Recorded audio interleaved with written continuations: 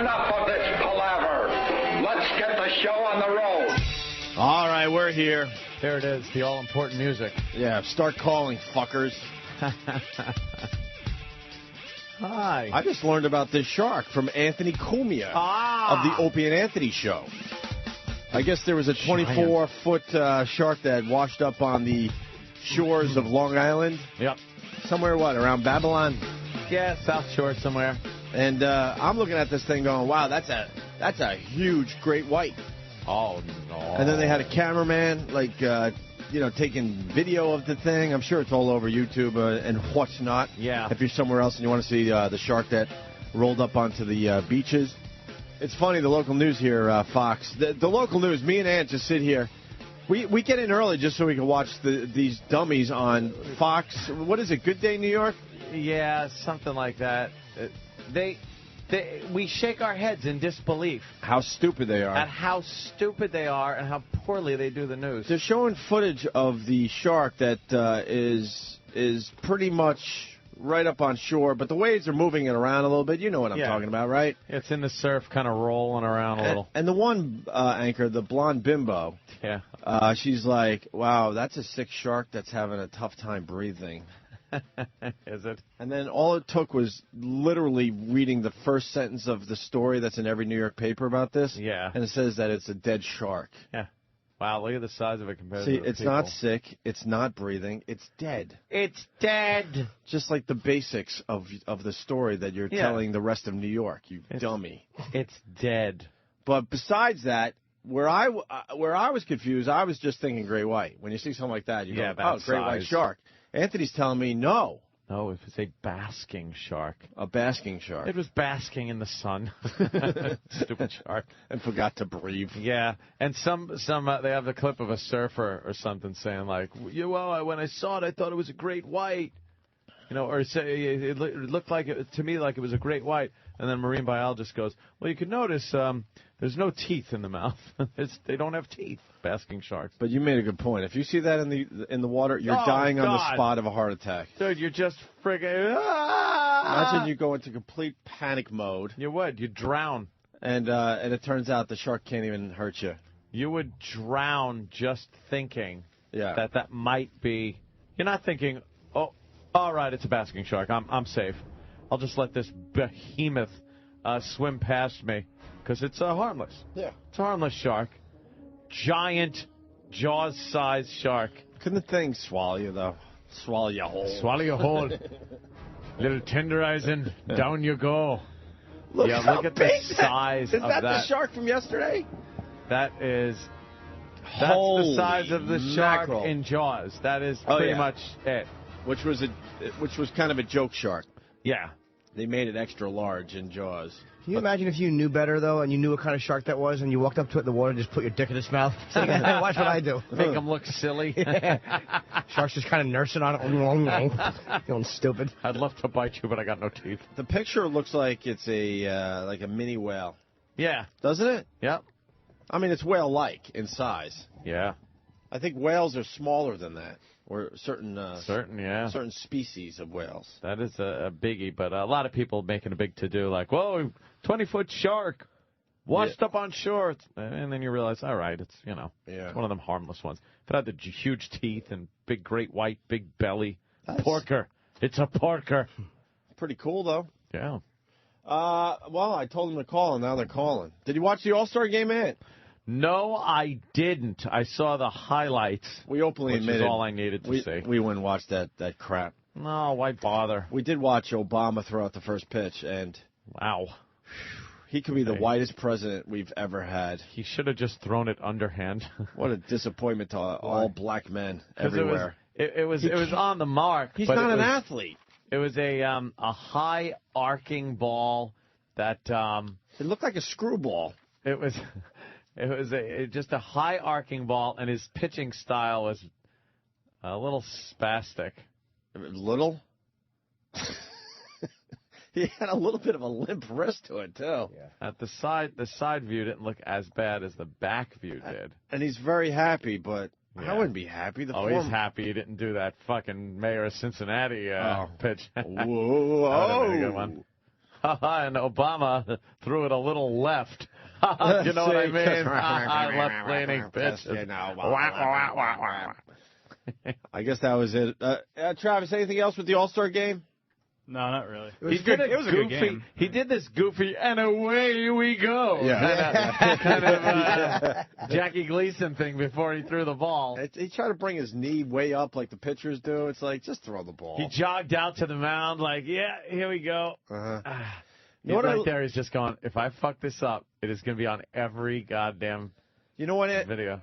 I know you're not a big Obama fan, but the one thing you got to respect about him, for real, is that he's wearing a White Sox jersey or White Sox jacket. Yeah. Because most politicians can't make a decision who their team is. Uh-huh.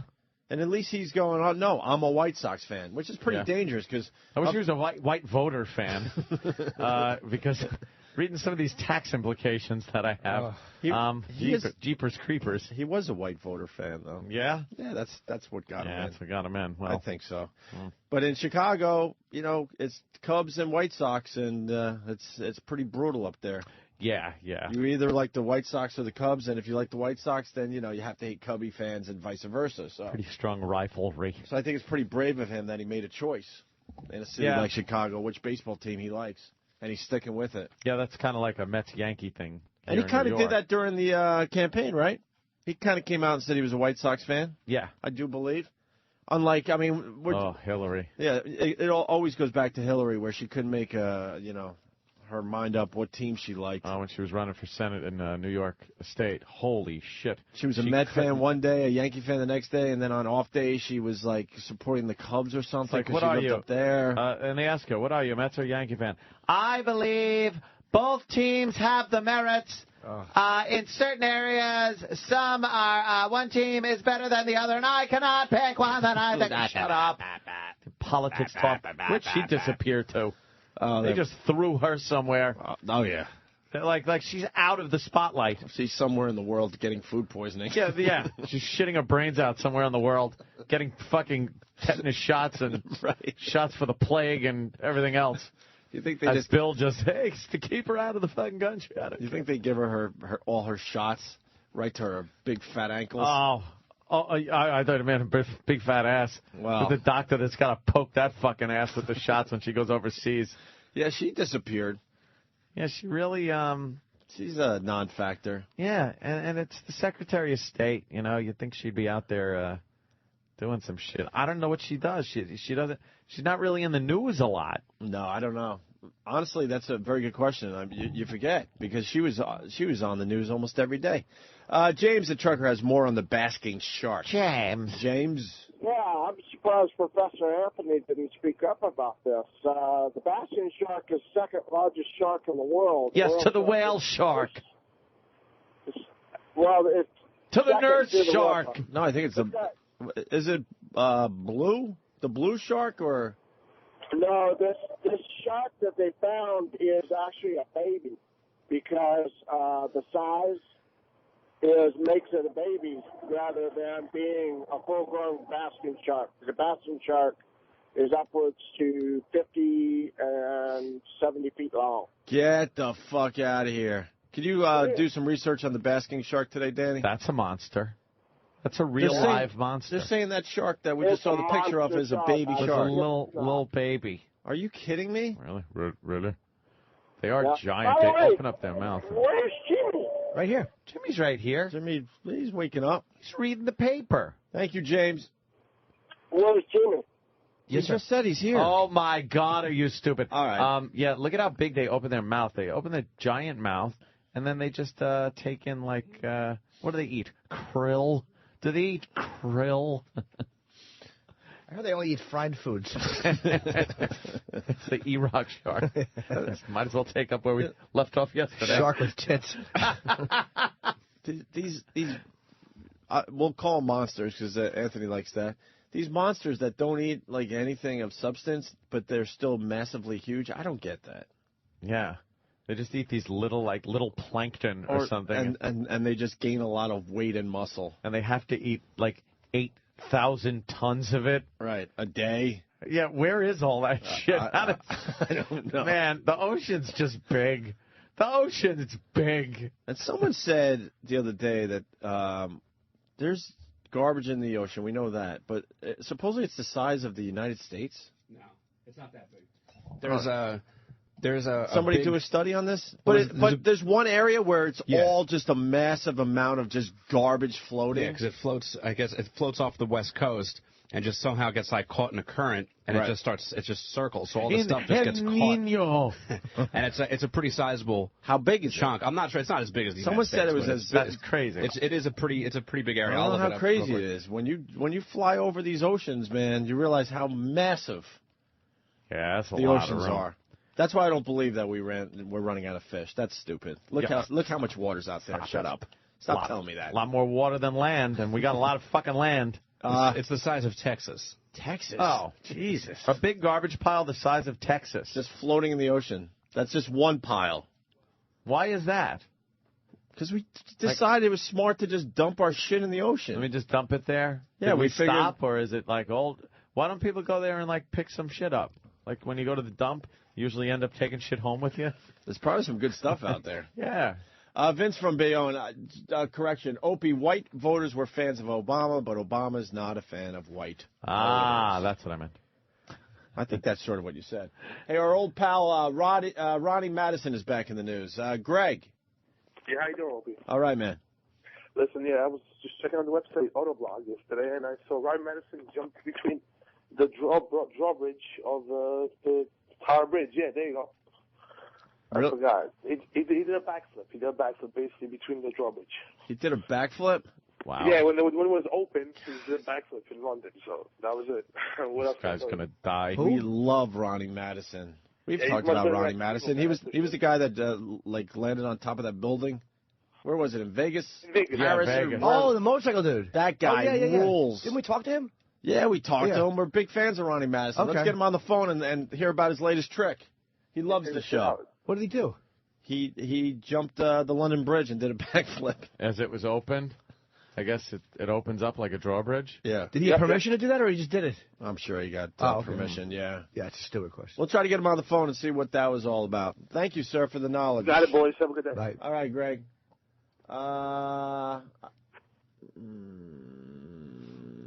Yeah, a giant garbage pile, huh? You see the picture? Yeah. They actually have pictures from space of this thing, Danny? Well, that's what I'm looking for now. From I haven't outer found space. anything But they're too saying good. this pile is as big as Texas. Yep. God, we suck as humans. Actually, I'm sorry. It's estimated to be twice the size of Texas. So that's getting close to the size of the United States. Texas is a big state. What's it a pile of? Just garbage. Plastic and other debris that has been trapped by the currents. From when we dump?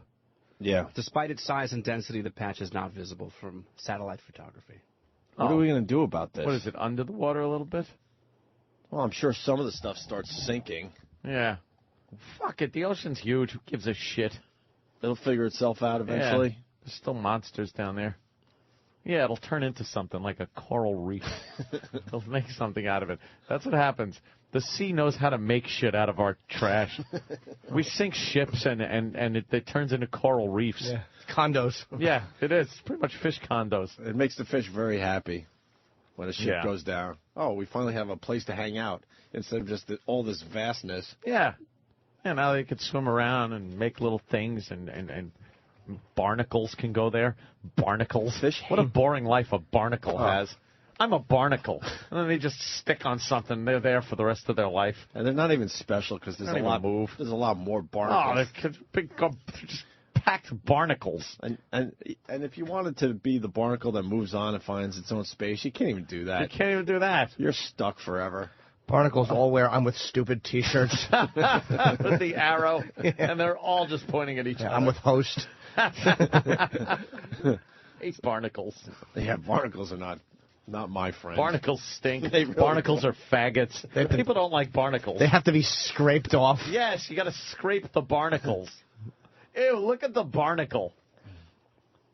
Barnacles, they're awful. They're like little assholes. they look like zits that need to be popped. Yeah.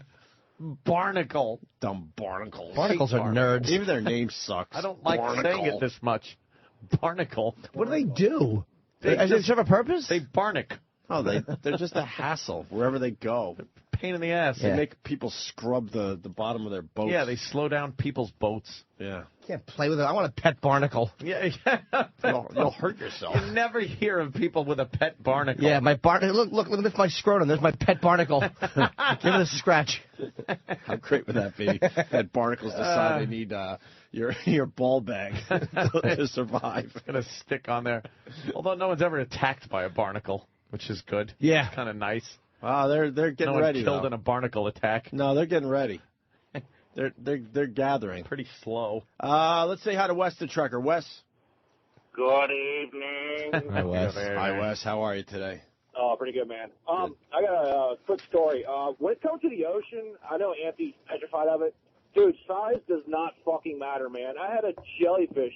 I was surfing in Cape Hatteras on the Outer Banks, and this was like 15 years ago. Went under the wave, came up, fucking jellyfish straight on my face. Over the tentacles were over my shoulders, and fuck, you think the easiest thing is, all right, hey, dumbass, just go underwater, and then the jellyfish is off your face? Fuck no, man. Since you're in the ocean, and it's Mother Nature, you fucking panic. And you sit there literally for like 5 seconds going, oh, get it off, and then you shit your pants, man. That's fantastic. How'd you get the... Go ahead, sorry. Yeah, how'd you get it off? How'd you get it off? Well, I just went underwater. I mean, I went underwater and swam away about 8 feet, but just, it's Mother Nature, and it's the ocean, and every little thing fucking creeps you out. Yeah. Wow, jellyfish. Did it bite you, sir, or no? Bite. Listen how cute. Or whatever. Did it sting you? Well, a jellyfish is more of like just like a light burn. So they say like worst case, my eyes could have swelled shut, but Jimmy would like this. They said the best thing for a jellyfish is to pee on it. That's true. And also, don't misrepresent. Some of those jellyfish are fucking brutal.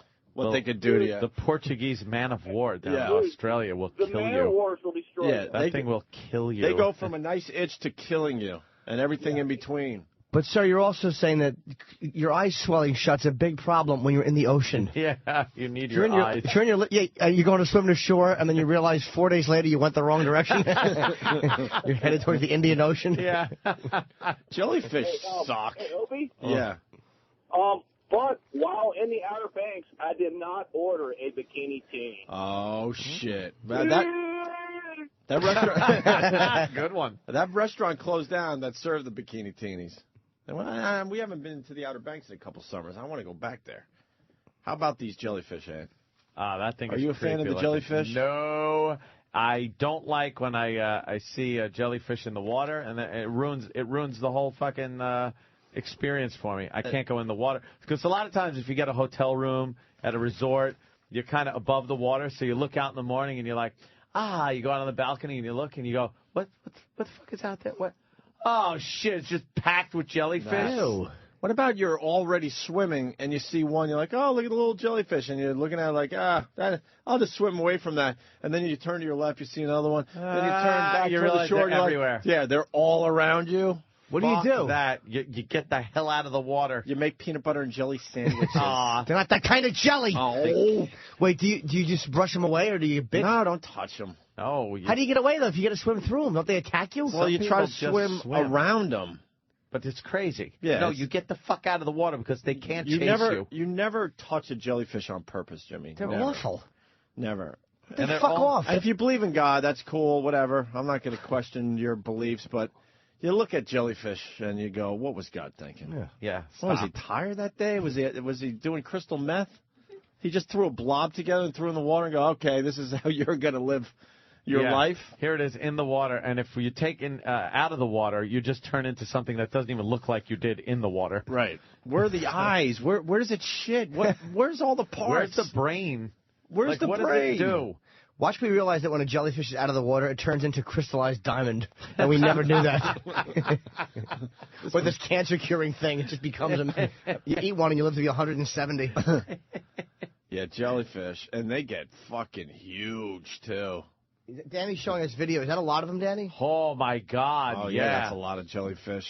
Why would the cameraman not just go get out of there? Well, I guess he had to film jellyfish. Yeah, this might be a safer jellyfish. It's National Geographic. It looks like their little logo in the corner, so they don't care. Nah. Those guys, he's probably in a jellyfish-proof suit.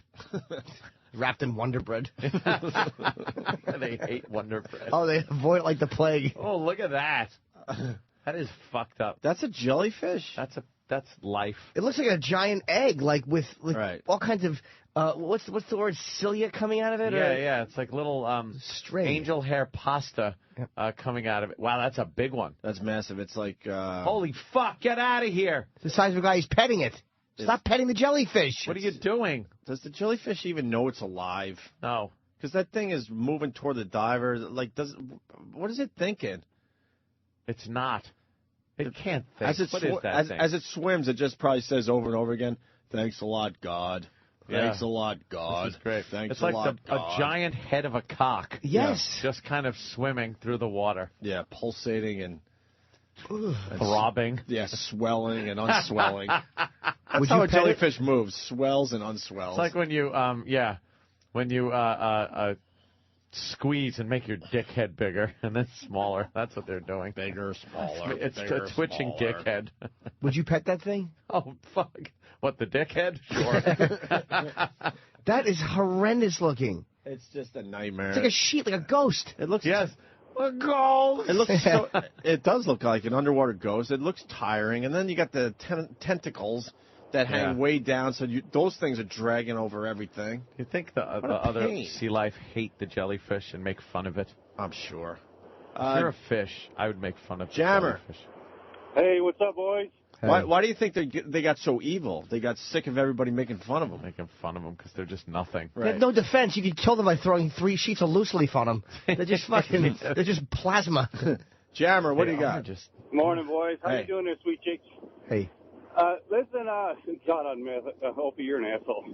What? When I was a kid, I used to live down in the Florida Keys, and I did a lot of snorkeling down there. Yeah. And I was snorkeling down on Sombrero Reef and snooping around down there. It came time to come back up to the surface. I turned around to look straight up. There's a huge school of hammerhead sharks directly above me. Fuck. I'm sure Professor Anthony knows those are man-eaters. Very rare that hammerheads attack people, sir. Very rare. They got to be big. They got to be big to attack you. Yeah, but very rare that any shark will attack a human.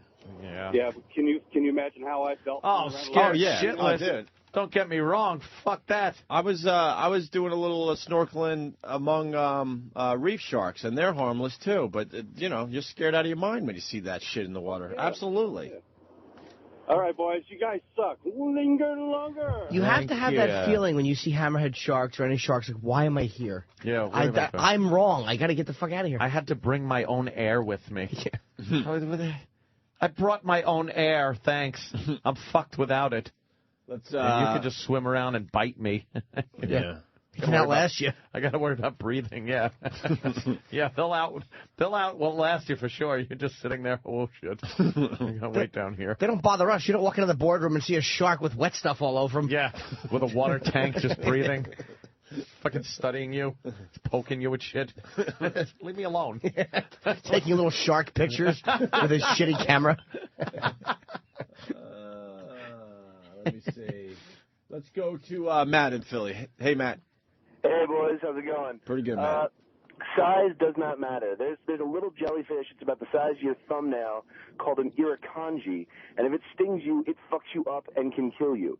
There was a documentary where this woman got a piece of one of the little tentacles on her glove and wiped her face, and she ended up in the hospital for like 2 weeks. Shit. What, is it an allergic reaction, or does it kill? Oh, was it hurt all people?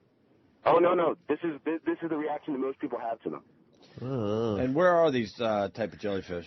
I believe they're off the coast of Australia, and I think there's a close relative to them off the coast of Hawaii, but I don't think the ones off Hawaii are as potent. I got to tell you something about that fucking Australia. You just don't want to go in the water.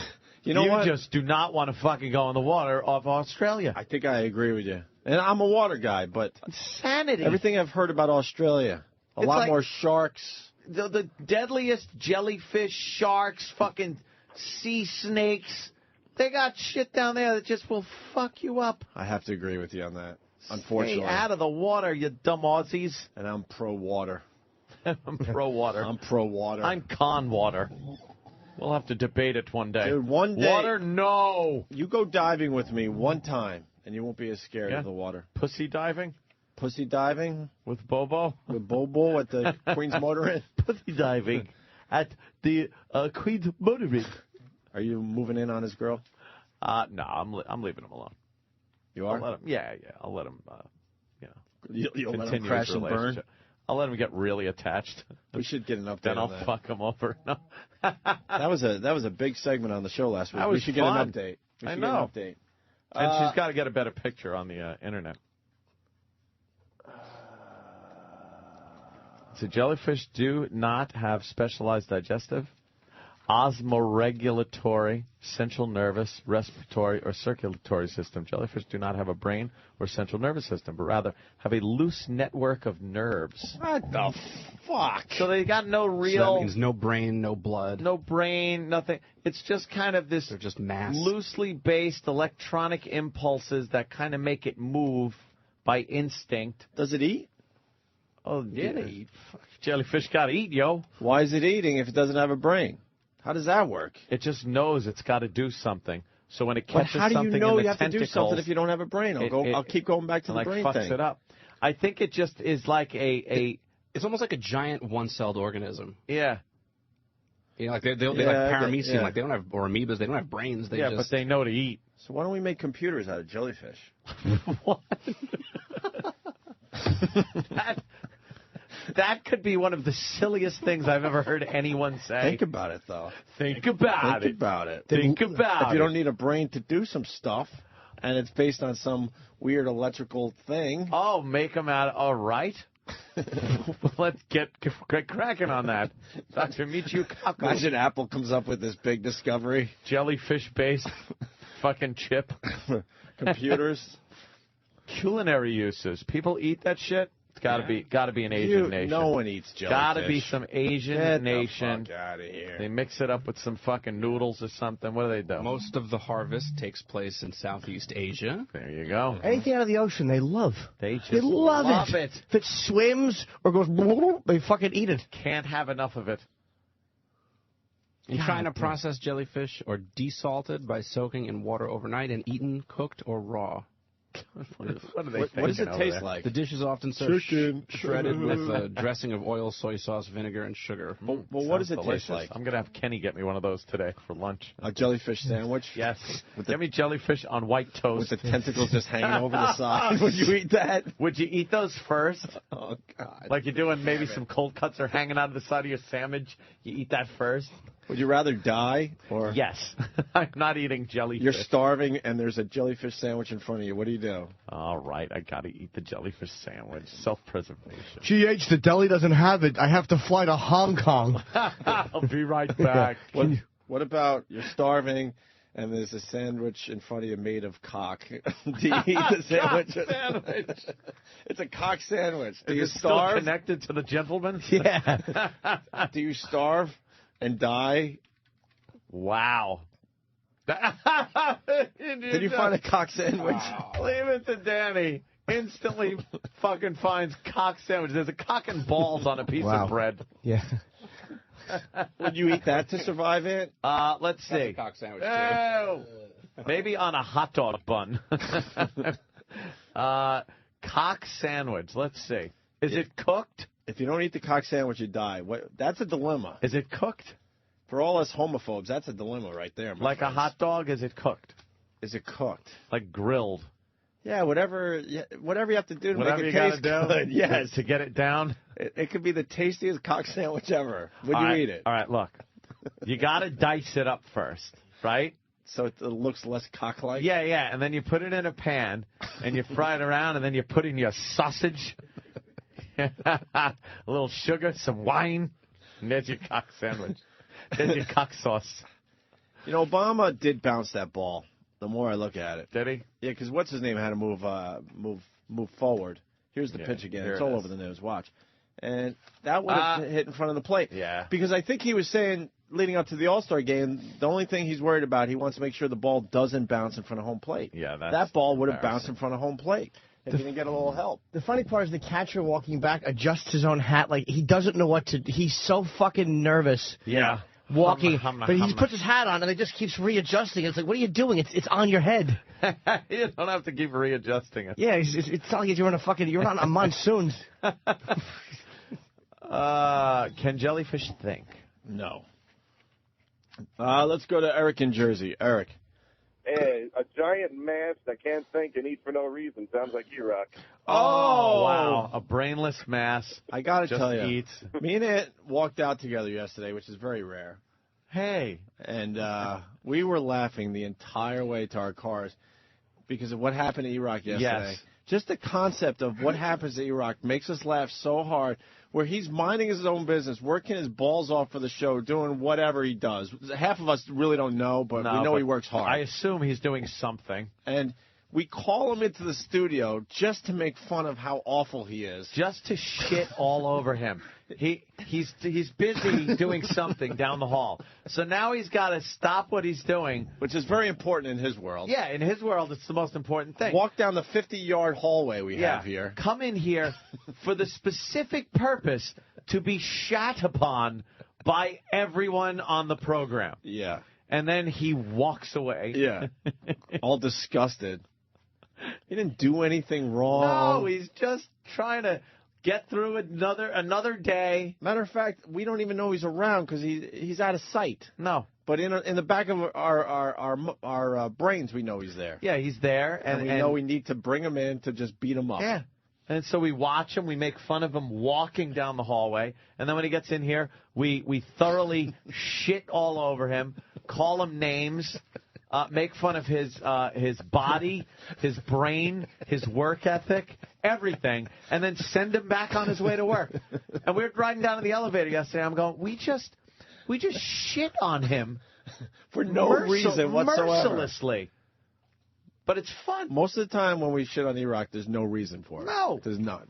No, you come with fat, big tits. Yeah. Fucking, all right, we're talking about fun of them. We're talking about monsters, and the one thing I'm in agreement with Ant, because I do love the water. I was brought up on the water, basically. Oh. Australia is a place you never want to be in the water. And Charlie in Staten Island is going to add to that. Charlie.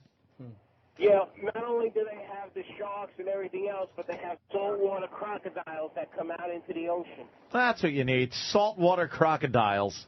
Not only do you have to worry about the sharks and the jellyfish that will kill you, you have to worry about saltwater crocs. About crocodiles that shouldn't even be in that part of the water. Right. They have figured out how to get into the salt water. Yeah, they like the salt. That's wonderful. I'm sure there's like the size of that fucking monster. I'm sure there's other monsters in Australia. That's just a living dinosaur. That's all crocodiles are. If those were extinct millions of years ago, we'd look at pictures and go, holy shit, could you imagine that walking around? But it is walking around. Walking around, so we kind of accept it. Right. There could be a brontosaurus walking around. If it was around, we'd be like, holy shit, look, brontosaurus, look how big that is. There's no way to get a crocodile off you. There's nothing you can say to that thing which will make it back off. There's no reasoning with it. No, sit. Just sit. I would just buy you a steak. Don't eat me. I would just make all sorts of really strange noises, hoping that one of those noises means something to him. It would mean nothing. I would not go with the English thing. I would blow that off immediately. Look at the teeth on the things. They're just made for killing things. And there's nothing in there that has compassion or thought process of being nice. And why did God decide that the croc teeth have to look like that? They interlock. Instead of being nice and straight or something, they're all like... Well, it's hard for an orthodontist to put braces on them. Yeah. They keep eating the orthodontist. Yeah. No one will go near them because they lose an arm. Yeah, they've tried. And they're sneaky. They lurk under the water with just their nose and eyes above the water, just peeking. You can't even see in that murky, nasty water. And then all of a sudden they just pop up and, oh, shit, look, they got my arm and they're ripping it off by spinning around and around. You think alligators or crocs are ever in a good mood? No. You think they're no? They're just constantly just fucking pissed off, in the mood to rip something's limbs off. Look at him. It just looks like a rock. You'd be swimming around going, oh, that rock is the rock is eating me. What would go through your brain when you realize it's not a rock and it's a fucking Crocodile. You could fucking... Oh, my God. You know Heart what? attack instantly. For a split second, do you think things like, we went to the moon, and this thing's been just a crocodile for millions upon millions of years. It's been the same thing, hasn't evolved one iota. We figured out how to, like, take dirt, water, wood, air, rocks, things like that, and craft flying machines out of it. But when push comes to shove, this monster is killing me. Oh, you put Buzz Aldrin up against the croc? All that knowledge he has means nothing. That doesn't mean anything. What is he going to do? You're done. Done, ski. How about this as we go to break? Other animals that are just always pissed off. Always just ready to always eat in a bad you. mood and just angry and pissed. The fat girl. Never happy. Never happy. You think we'll get a little list together today, boys? Oh, I'm certain there are many other just unreasonable animals. What about the other side of this? Shit. An animal that's happy all the time. God, that looks cool. Name an animal that is happy all the time. In a good mood, happy to be alive. Happy to be here. Not a hint of being angry or pissed off or miserable. Can we name one animal? Whoa. I was going to go with a kitten, but those fuckers, man. Awful. You get them going. Holy shit. No, that's pretty funny. I like when they hunch their back up and puff their tail out and jump sideways. Little kitten. Wow, they get all mad. And then they adorable. Bounce into a wall or something. Oh, it's the cutest thing. What the fuck are you doing? It's hysterically cute. All right, well, think about it. Maybe there's something there, maybe not. Oh, great. More about Australia. This place that everyone says is so terrific. You got to go visit. It's a wonderful place. Bill in Arizona. Morning, boys. Hey. Not only do you have all this shit that's in the water, but let's not forget that like 6 of the 10 deadliest snakes live in Australia, and several of the deadliest spiders. Yes, spiders. You know, get killed by a fucking spider is embarrassing. You know, every once in a while you wake up in the morning with a spider bite and you go, what the fuck? There was a spider in my room? But in Australia, that could mean your death. Yeah, well, that's the top of difference. That, if you want to go someplace else, and I can't remember exactly where it is, but it's wherever bananas come from, the banana spider. For years, guys were getting killed by it. They had no idea what was killing them, and then one day they realized it's this itty-bitty spider. Tiny spider in the bananas? Look, I got goosebumps from that picture that Danny just put why, up there. Why? What's the It's two men docking. No, it's a giant spider eating a beetle or something. I think it's Paul. No, it's George who the spider likes pudding. Those are when giant. When banana crates and stuff come in, yes, they open them the bananas. at a distance because they'll come in from these other countries and they're full of spiders and snakes. Snakes? There have been people at the grocery store that have picked up bananas, bunch of bananas, and a big fucking creature comes out. What? Yes, it's very rare, but it has happened. I'm not eating bananas anymore. That is not even real. That's a spider that, like, if you saw it, you would just die of fright. Hey, let's we got shitty little spiders around here compared to that. Let's say hi to Stryker. Stryker. Hey, buddy. Hey. Hey, there's a show, I think it's on National Geographic Channel, and I want to say it's called Undersea Monsters or something like that, but the guy travels the world profiling, like, giant fish. And there is a relative of a catfish that lives in a high mountain river. I think it's in Tibet or something like that. It took 6 people to pull this fish out of the river, and if the guy was fishing it for it, his comment was, if this fish drags me under, it will kill me and eat me. That's a fucking catfish. I've seen some of those promos for that show. It's these guys that just go in the water and they're wrestling these giant fucking monster fish. Some of them with huge teeth. Is that what it's called? Hooked? I think so. That show? It looks sick. You ever see a full-size, is it a grouper down there? Oh, yeah. In Atlantis, right? Yep. They have them in the tanks? Yeah, in the tanks and they're giant. That would scare the piss out of me. Oh, my God, those groupers are huge. They're just too big. And, you guys, the previous caller was talking about those banana spiders. I haul ocean containers, and we get them to come in from India and parts of rural China where their laws regarding the way things are manufactured aren't so tight. and these containers have to be fumigated. And, I mean, they'll come in and they'll just pump them full of fumigation. And then one day we were unloading a container, and the guy pulled this pallet out, and there was, like, all these lizards, all these, like, baby snakes, and this spider that was as big as my hand, it was dead, was hanging from the ceiling. And they just closed the container back up and had to call the Department of Health and the Department of Agriculture out because they had no idea how dangerous these things were, even dead. Wow. Oh, my God. We're watching two spiders? Spider fight. Yeah, we're watching spider fights now. Spider fights. You guys ever heard of this website before? It's called Japanese Bug Fights. Japanese bug fights. Let's go to Japanese. That's why Danny's the king of the internet, I'm telling you. That tarantula, I guess, is... I've seen some incredible upsets. Some incredible upsets? Oh, yeah, where you're like, how is that going to beat that? The tarantula's beating the shit out of that what was the biggest upset you saw? I don't remember. It's been a while since I've been to this website, but I did spend a good portion of my day. Sunk its fangs right in there. Amazing. Just sucking them dry. Can you imagine walking in and you see your roommate jerking off to the site? What the fuck are you doing? All at you. It's a praying mantis eating a fucking... Whatever they eat. Whatever they eat. I don't know if praying mantises enjoy. Let's go to Mark in Connecticut. Mark. Hey, good morning, guys. Good morning, Mark. Mac. Hey, the happiest animal, Labrador Retriever. Oh. Does it ever get angry? No, never. I haven't seen mine get angry. I have two of them. Oh, he might have found the happiest animal. We're looking for the happiest animal out there. Shit. That's a scorpion against beetle. like some kind of giant beetle with these giant jaws. A scorpion's got to sting him, I guess. The giant jaws. He's going to have to find an opening. He's gonna, yeah. This is like fucking watching UFC. It's UFC for bugs. The beetle now in his giant mandibles has the scorpion's claw. I got to go beetle and on he's this got one. him against the wall. He's really hammering away at this scorpion who can't really get his stinger going, but he is exposing the beetle, his softer underbelly. This could be a problem for the beetle. The scorpion trying to sting him. As we know, scorpions much more efficient with stinging from their behind, above them, on their back. There he goes. I think the beetle might be stung. Oh. There he goes, right in the neck. That's it. The beetle's been stung. The beetle's been stung. What an upset. Oh, he's lifting up the scorpion over his head, though. Pounding that motherfucker. Yeah, but it won't be long before that beetle's just paralyzed. I don't know. Maybe he didn't get him. I don't think he got him. I think he got him in the side of the neck.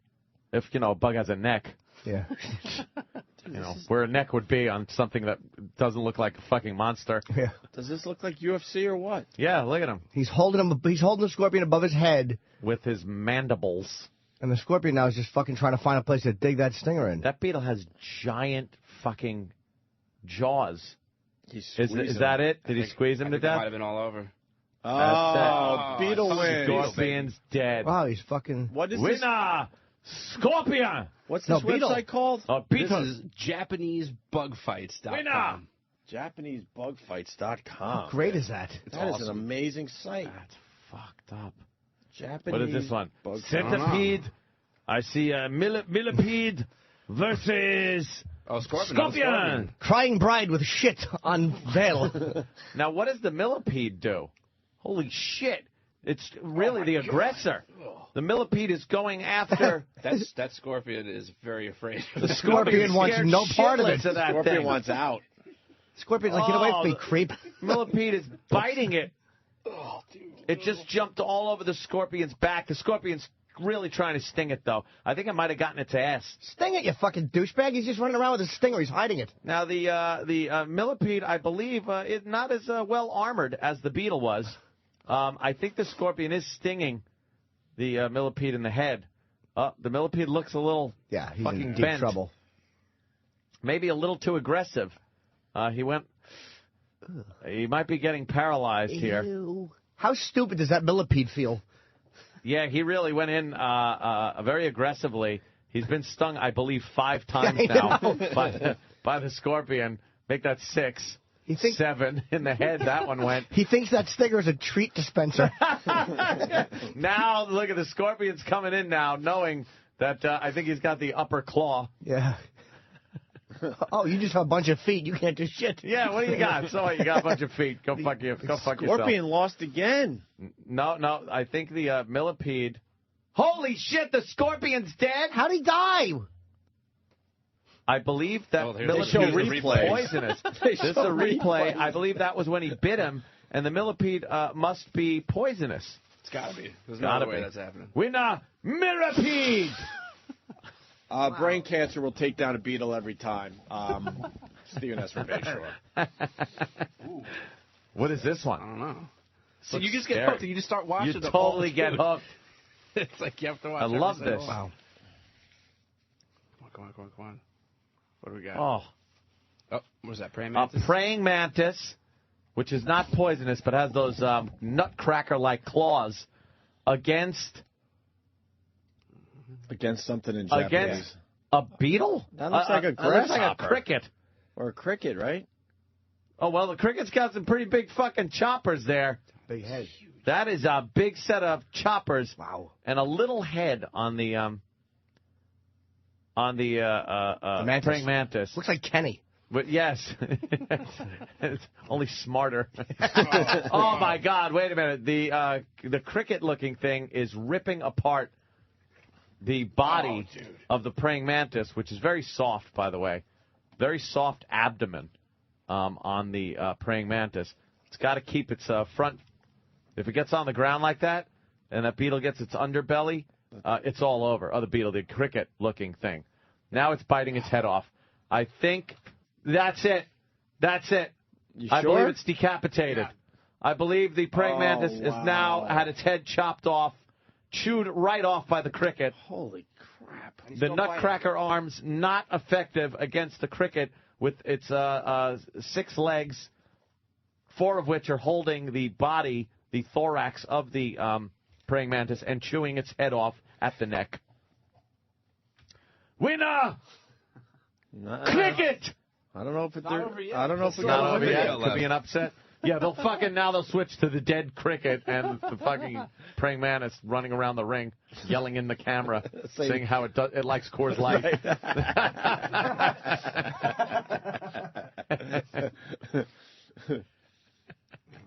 Fast forward a little bit. Fast forward, because we got to get to a break here. We're watching TV again. This isn't good. It's just eating the fucking I praying think mantis. it's eating it now. Yeah.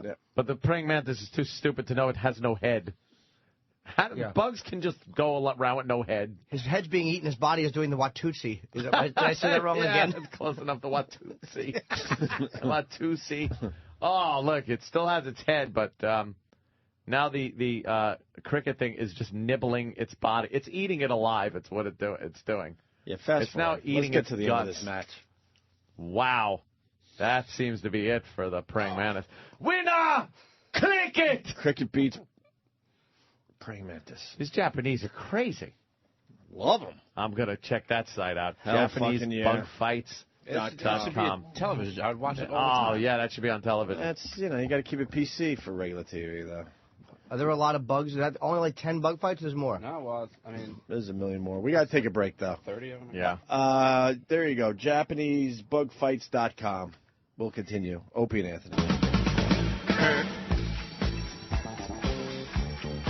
So what's that, Danny? Someone's complaining about the commercials? All right.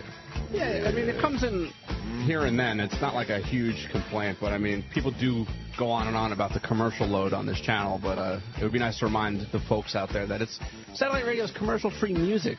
It's not necessarily commercial-free talk and entertainment. So It would be impossible to do commercial-free talk. Impossible. We went like an hour. Well, that's the problem. If we go an hour, then we have to do 2 breaks, and then it starts seeming like we're playing a lot of commercials. We're Semen?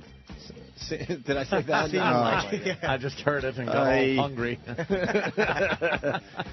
It seems like that the commercial breaks are a lot longer. The same amount of commercials ever since we started on satellite radio. Yeah.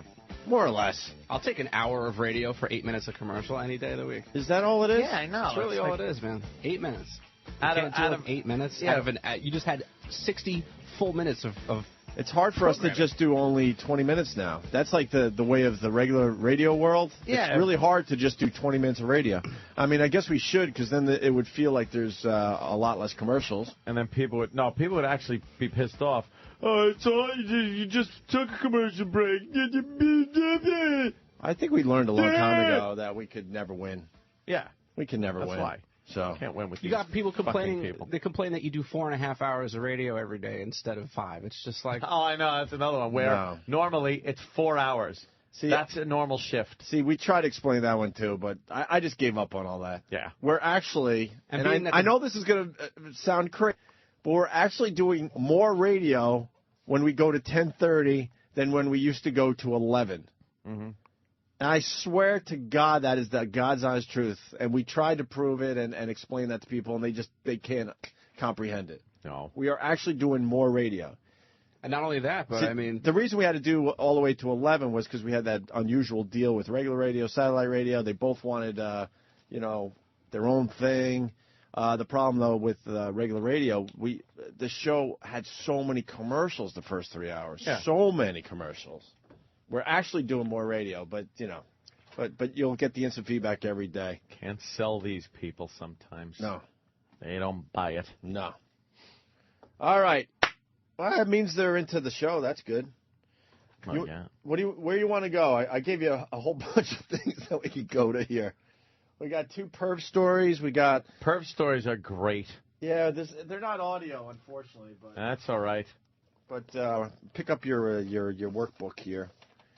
You got 2 guys that had the perv switch go off. We love the perv switch. Perv switch. And I guess as human beings, I was telling Aunt, I guess we should be disgusted as human beings by these stories, but I don't know. Every time I laugh at these stories. Every single time.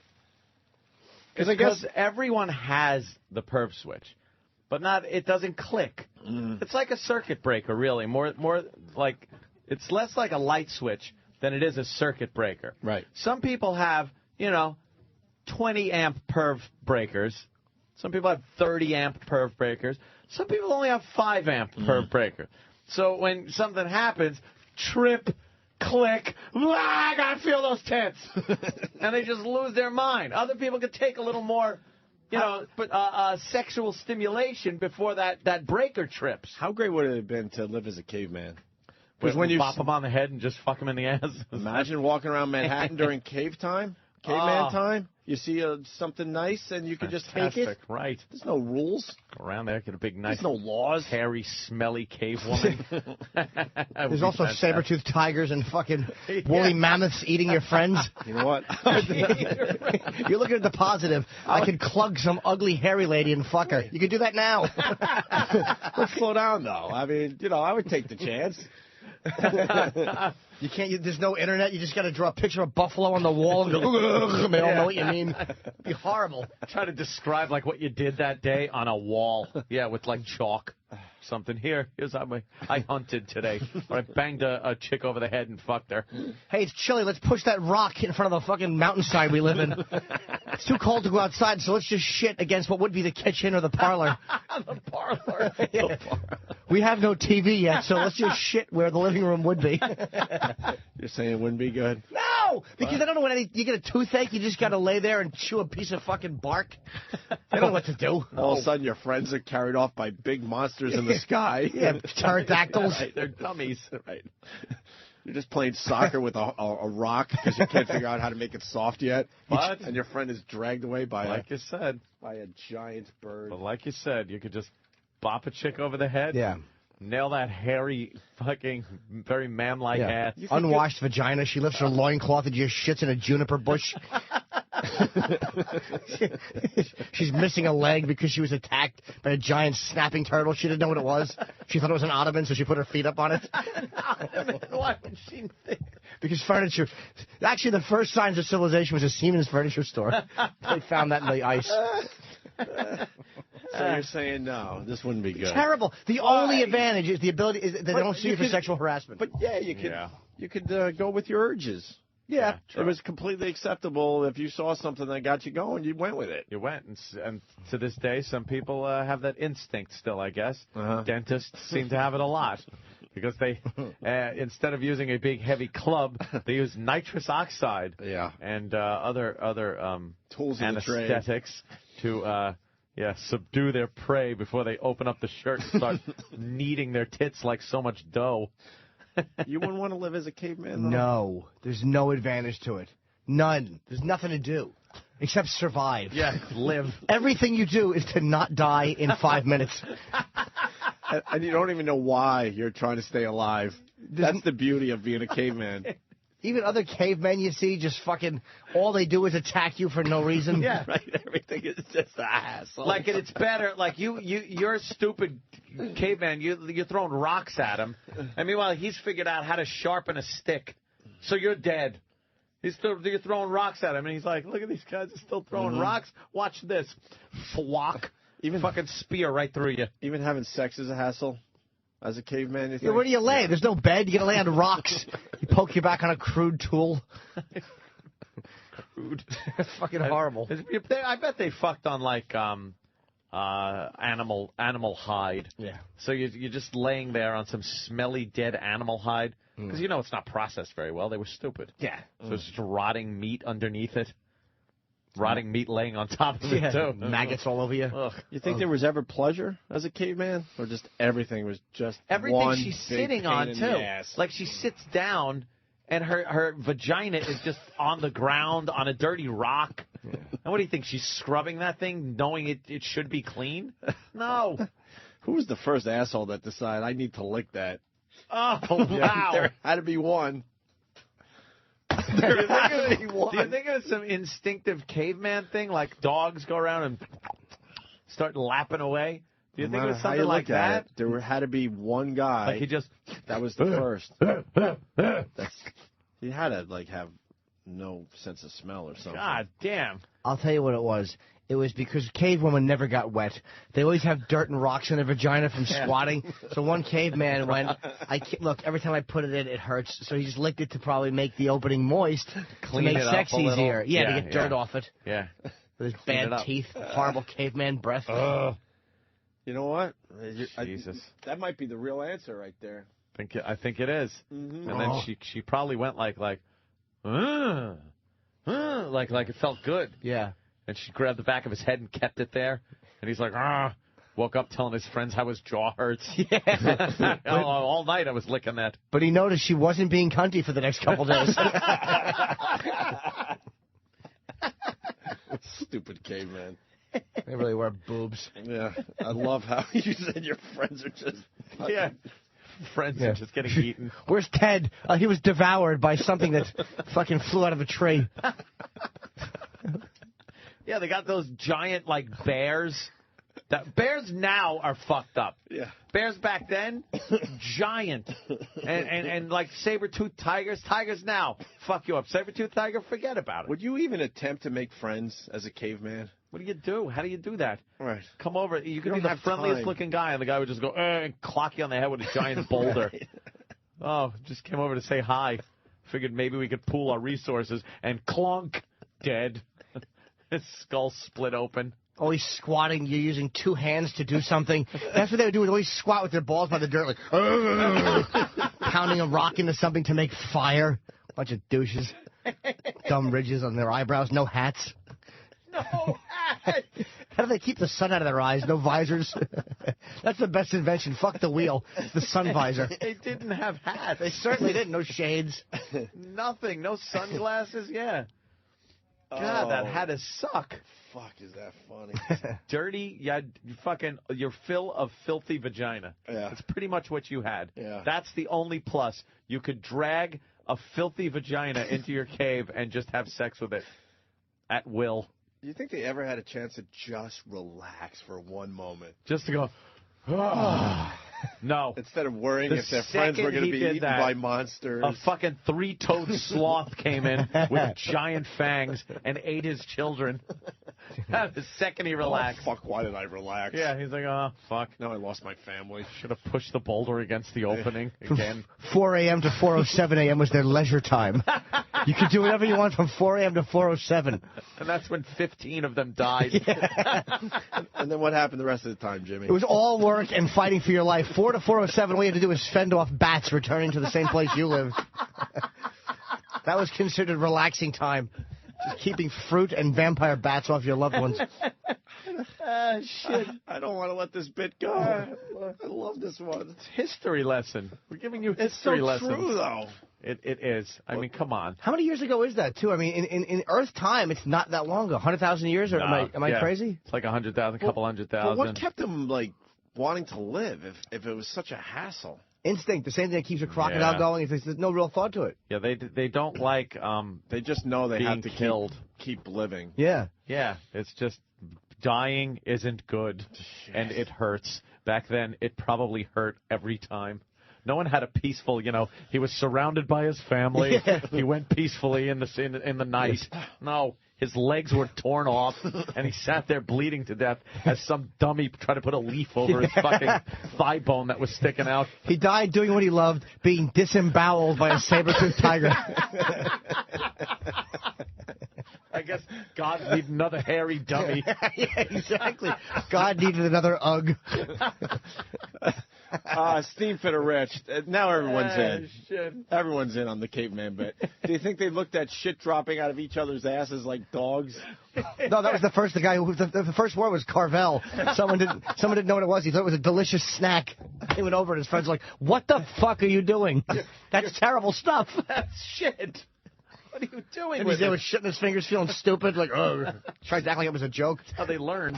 Someone is asking where is someone is asking where is Ted the caveman? But I thought of that, but Ted was ruined. No, but Ted was killed. Ted was killed. Ted got killed. Yeah, our early friend in Ted this was episode. killed. Yeah, he was Poor killed. Ted. Ted had a cameo in this. Yes. I was very angry when I was a caveman. There was this stuff that was very hot, so I threw water on it, and they got very mad at me.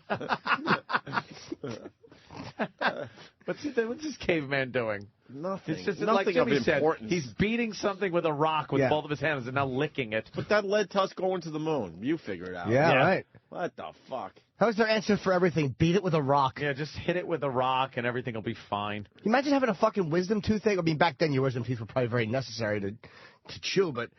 Oh, or a bad toothache? They probably just hit it with a rock. Fuck it. Cancer. What hurts? Bad eyesight. All these weird things we take for granted. You think they had those diseases back then? Yeah. Yeah? Sure they did. Or you think it's like a product of civilization and industrialization and things like that? No, I think they probably had it. What was life expectancy back then? 20? Yeah, it's probably fucking 20 years old. You were the fucking old man. You know, it's fucked up, though. You go back a couple 100,000 years to, like, Cro-Magnon man or something. The brain capacity, not different. The same fucking capacity for learning in that stupid mind is the same brain that, built the lunar module, went to the moon, just had to kind of work up to that by hitting things with rocks and realizing, okay, now if I put a stick on the rock, it hits harder. I don't understand leverage, but I know that this hits harder if I do this. And then you just kind of kept going and going, and a couple 100,000 years later, you're going, hey, Tranquility Base. We're going to the moon. Yeah. Oh, fucked up, man. Damn, is that funny, dude. It's but filthy vagina and your friends being torn to pieces. People want to know about caveman periods, cavewoman periods there, Jimmy. Wow, they Any probably thoughts on that? Freaked out at that. They must have just pummeled her with a rock. Yeah, they all knew. They just hit her with rocks. They probably had one corner of the cave that smelled like pennies. That's where they would have to go. Just lay there and bleed out. Well, they'll probably use the blood for something, like face paint, where the kids would fucking finger paint with it. They were just creeps. They didn't know what it was. They got excited because Nana was having her period. That was crayons for kids. Yeah, the medicine man would use it for something. Yeah. The fun they would have with period blood. They all look like Frank Zappa. A bunch of creeps. Let's say hi to Tom in Chicago. Tom. Hey, guys. How's it going? Hi, man. Take it to another plane. Let's imagine we have an afterlife. Are we going to have to hang out with these freaky-ass, hairy-ass creeps? God, it's a good point. Every time you walk by one of them, they just go, "You're welcome." All right, we get it. Right. You have to hang out with humans from all the past periods? Right, good point.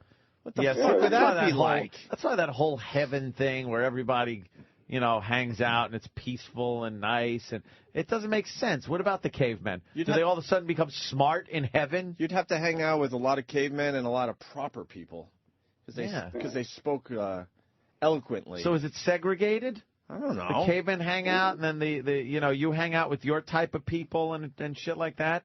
Well, I think they just keep the cavemen in, like, the Detroit area of heaven. What is it? Well, Jesus. Later. and why, by the way, why all they say the streets are lined with gold? Because that someday became a soft metal that we liked. Yeah. What about stuff? What if the cavemen thought the afterlife should just be lined with shirt? They don't know what shirt is. Yeah, I was gonna say shit and dirt. Just very sharp rocks. You know when you're in the caveman part of heaven? Yeah. It's just like shit, rocks, and mammoth hide. Yeah, pictures of a big circle with yellow light coming off because they worship it. It's like it's a star, you fucking assholes. It's not a fucking living being. It's just a big thing of gas that keeps you warm, and then it burns out. What is this guy doing? Is he dying? Probably dying, yeah. I'm looking at a caveman. This is some bad caveman movie or something. And this guy seems to be coughing up blood. Yeah, and they're all rubbing his head. Yeah. That's all they could do for you back then, rub your head vigorously. No idea what to do. Here, eat this. You know, it's fucking a blade of grass. God damn, is that There were funny. some, weren't there some examples of some crude brain surgery that they tried on some of these? Wow, really? cavemen? Yeah, like where they saw like holes cut in the in skull. people's heads. That's probably speculation. They probably fell on a very sharp round Yeah, that's probably how rock. they died. Yeah. Just a war injury. Yeah. So anyway, getting back to current time, we still have cavemen living out there for our enjoyment. Which one you want first? Man gets too close for comfort in checkout line, or nude man assaults roommate? Nude man assaults roommate. That sounds fun. All right, that's California. A stun gun had to be used to subdue a man arrested Monday on suspicion of chasing his landlord around while nude and demanding oral sex from her. Jesus. Oh, from her. Okay. Right. I thought it was a guy-on-guy action. That is a fucking perv switch going off. He's running around nude, demanding oral sex from her. That's nice. I'm sure she must have checked his references before he moved in. Yeah. What did this guy expect her to go? All right, you convinced me. What? I mean, all right, you're naked. Jonathan, Got a boner. 49, was found to be under the influence of meth. Okay, when deputies arrived. How do you have a boner on meth? Maybe he didn't. Yeah, Maybe he just wanted her to suck it and make it hard. Yeah, that's probably why. He was all pissed off, couldn't get a rod. He's accused of assaulting his roommate and then chasing his landlord around the home. Oh, so assaulting the roommate, then found the landlord. Okay. While nude and demanding oral sex from her. He was under arrest in the backseat of a patrol car, deputy said. He became combative and damaged a rear door window. Oh, he went for the kick out. They go for the... I love the kick out. Maybe with his head, too. They like doing that. I see that on cops. And then they had a stun gun him so he wouldn't injure himself further. Let him injure himself. Yeah, who cares? Why is it your responsibility to make sure he doesn't fuck himself up more? Yeah, and he gives himself fucking cerebral hemorrhage, and then the cops got to get in trouble because they didn't protect him. Charlie in Philly's got a good point here. Charlie. What's up, boys? Hey, Charlie. My baby Charlie. You guys are underestimating the cavemen, because didn't they make funny commercials? What an asshole. He's right. They are fun. Oh, those commercials are fun. For Geico, yeah. So you know. funny. And then they made it into a TV show. I know. What happened? Something happened with that. Successful. When was that? Like, something stopped those. What happened when the Caveman show was on that interfered? Was it some kind of big news event? Yeah, I think it was. That it kind of pushed them back. It wasn't 9/11. I don't think it was that long ago. No. It was 7/5. It was something that English one, I think. I don't right. know. Yeah. I don't know, It but was something that pushed them back. I remember the Caveman had a sitcom and something happened. no clue. They're now treating Jackson's death as a homicide. Yeah. Homicide is a pretty well, I open term. It just means that somebody was killed by something. I think what's going to come out, they're going to realize that he couldn't possibly inject the drugs that killed him because of all the other levels of drugs in his body. So someone had to inject him officially. Yeah, it could be an with that accidental dose that killed him. Right, so they committed a homicide by accident. Technically, it's a homicide, even though this doctor was working for Jackson. But it might have been on purpose, which would have been murder. They were talking about that last night. Like, yeah. I mean, there was no reason to kill him. Yeah. You know, because people are like, well, you know, who was going to benefit from his death? Well, you don't know. Maybe just some fucking, you know, hey, I'm the guy that fucking killed Michael Jackson, doctor guy, you know? Right. Like, I'm sick of this motherfucker. I'm just going to shoot him up and be done with this. There's no way he could have injected himself with a morphine drip. He was too sick, Sam. Wow, Jim C. Detective Monahan should investigate all the insurance policies taken out by LaToya and the other androgynous things that were his brothers/sisters.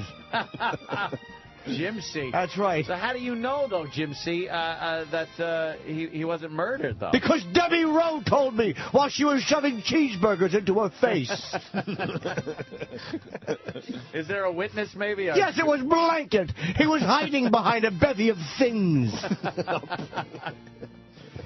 Are we searching out somebody maybe that has a little more information? Yes, we are. I have my members-only jacket, and I'm driving my 1972 Pontiac Bonneville off a cliff.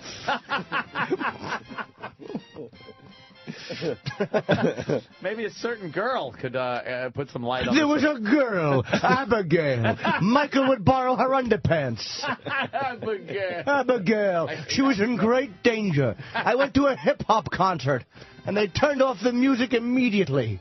And they said, beat it, white man with kernel of corn teeth. So I did. It was murder. That thin-nosed, fake-chinned, mixed-up racially creep was murder. God damn, Jim C. Got all the answers. Now I have to go get stitches in my backside because I lost a card game, and Detective Monahan put his wiener in my backside. We're waiting for that Quick, part. Sam, let me use the curling iron you use for your pubes. I have a straight Asian pube on my backside.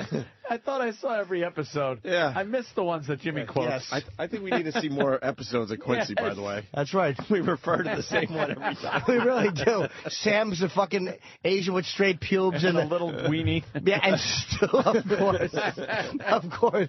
They knew that they were morphine drip injections. At first, they thought it was Sam's genitals. Poking him. Yes. It was full of little holes. Like a needle. Gypsy, did codeine kill? Yes, codeine was a very slow Abigail. They were trying to feed her codeine and aspirin. It was a 9-year murder plot.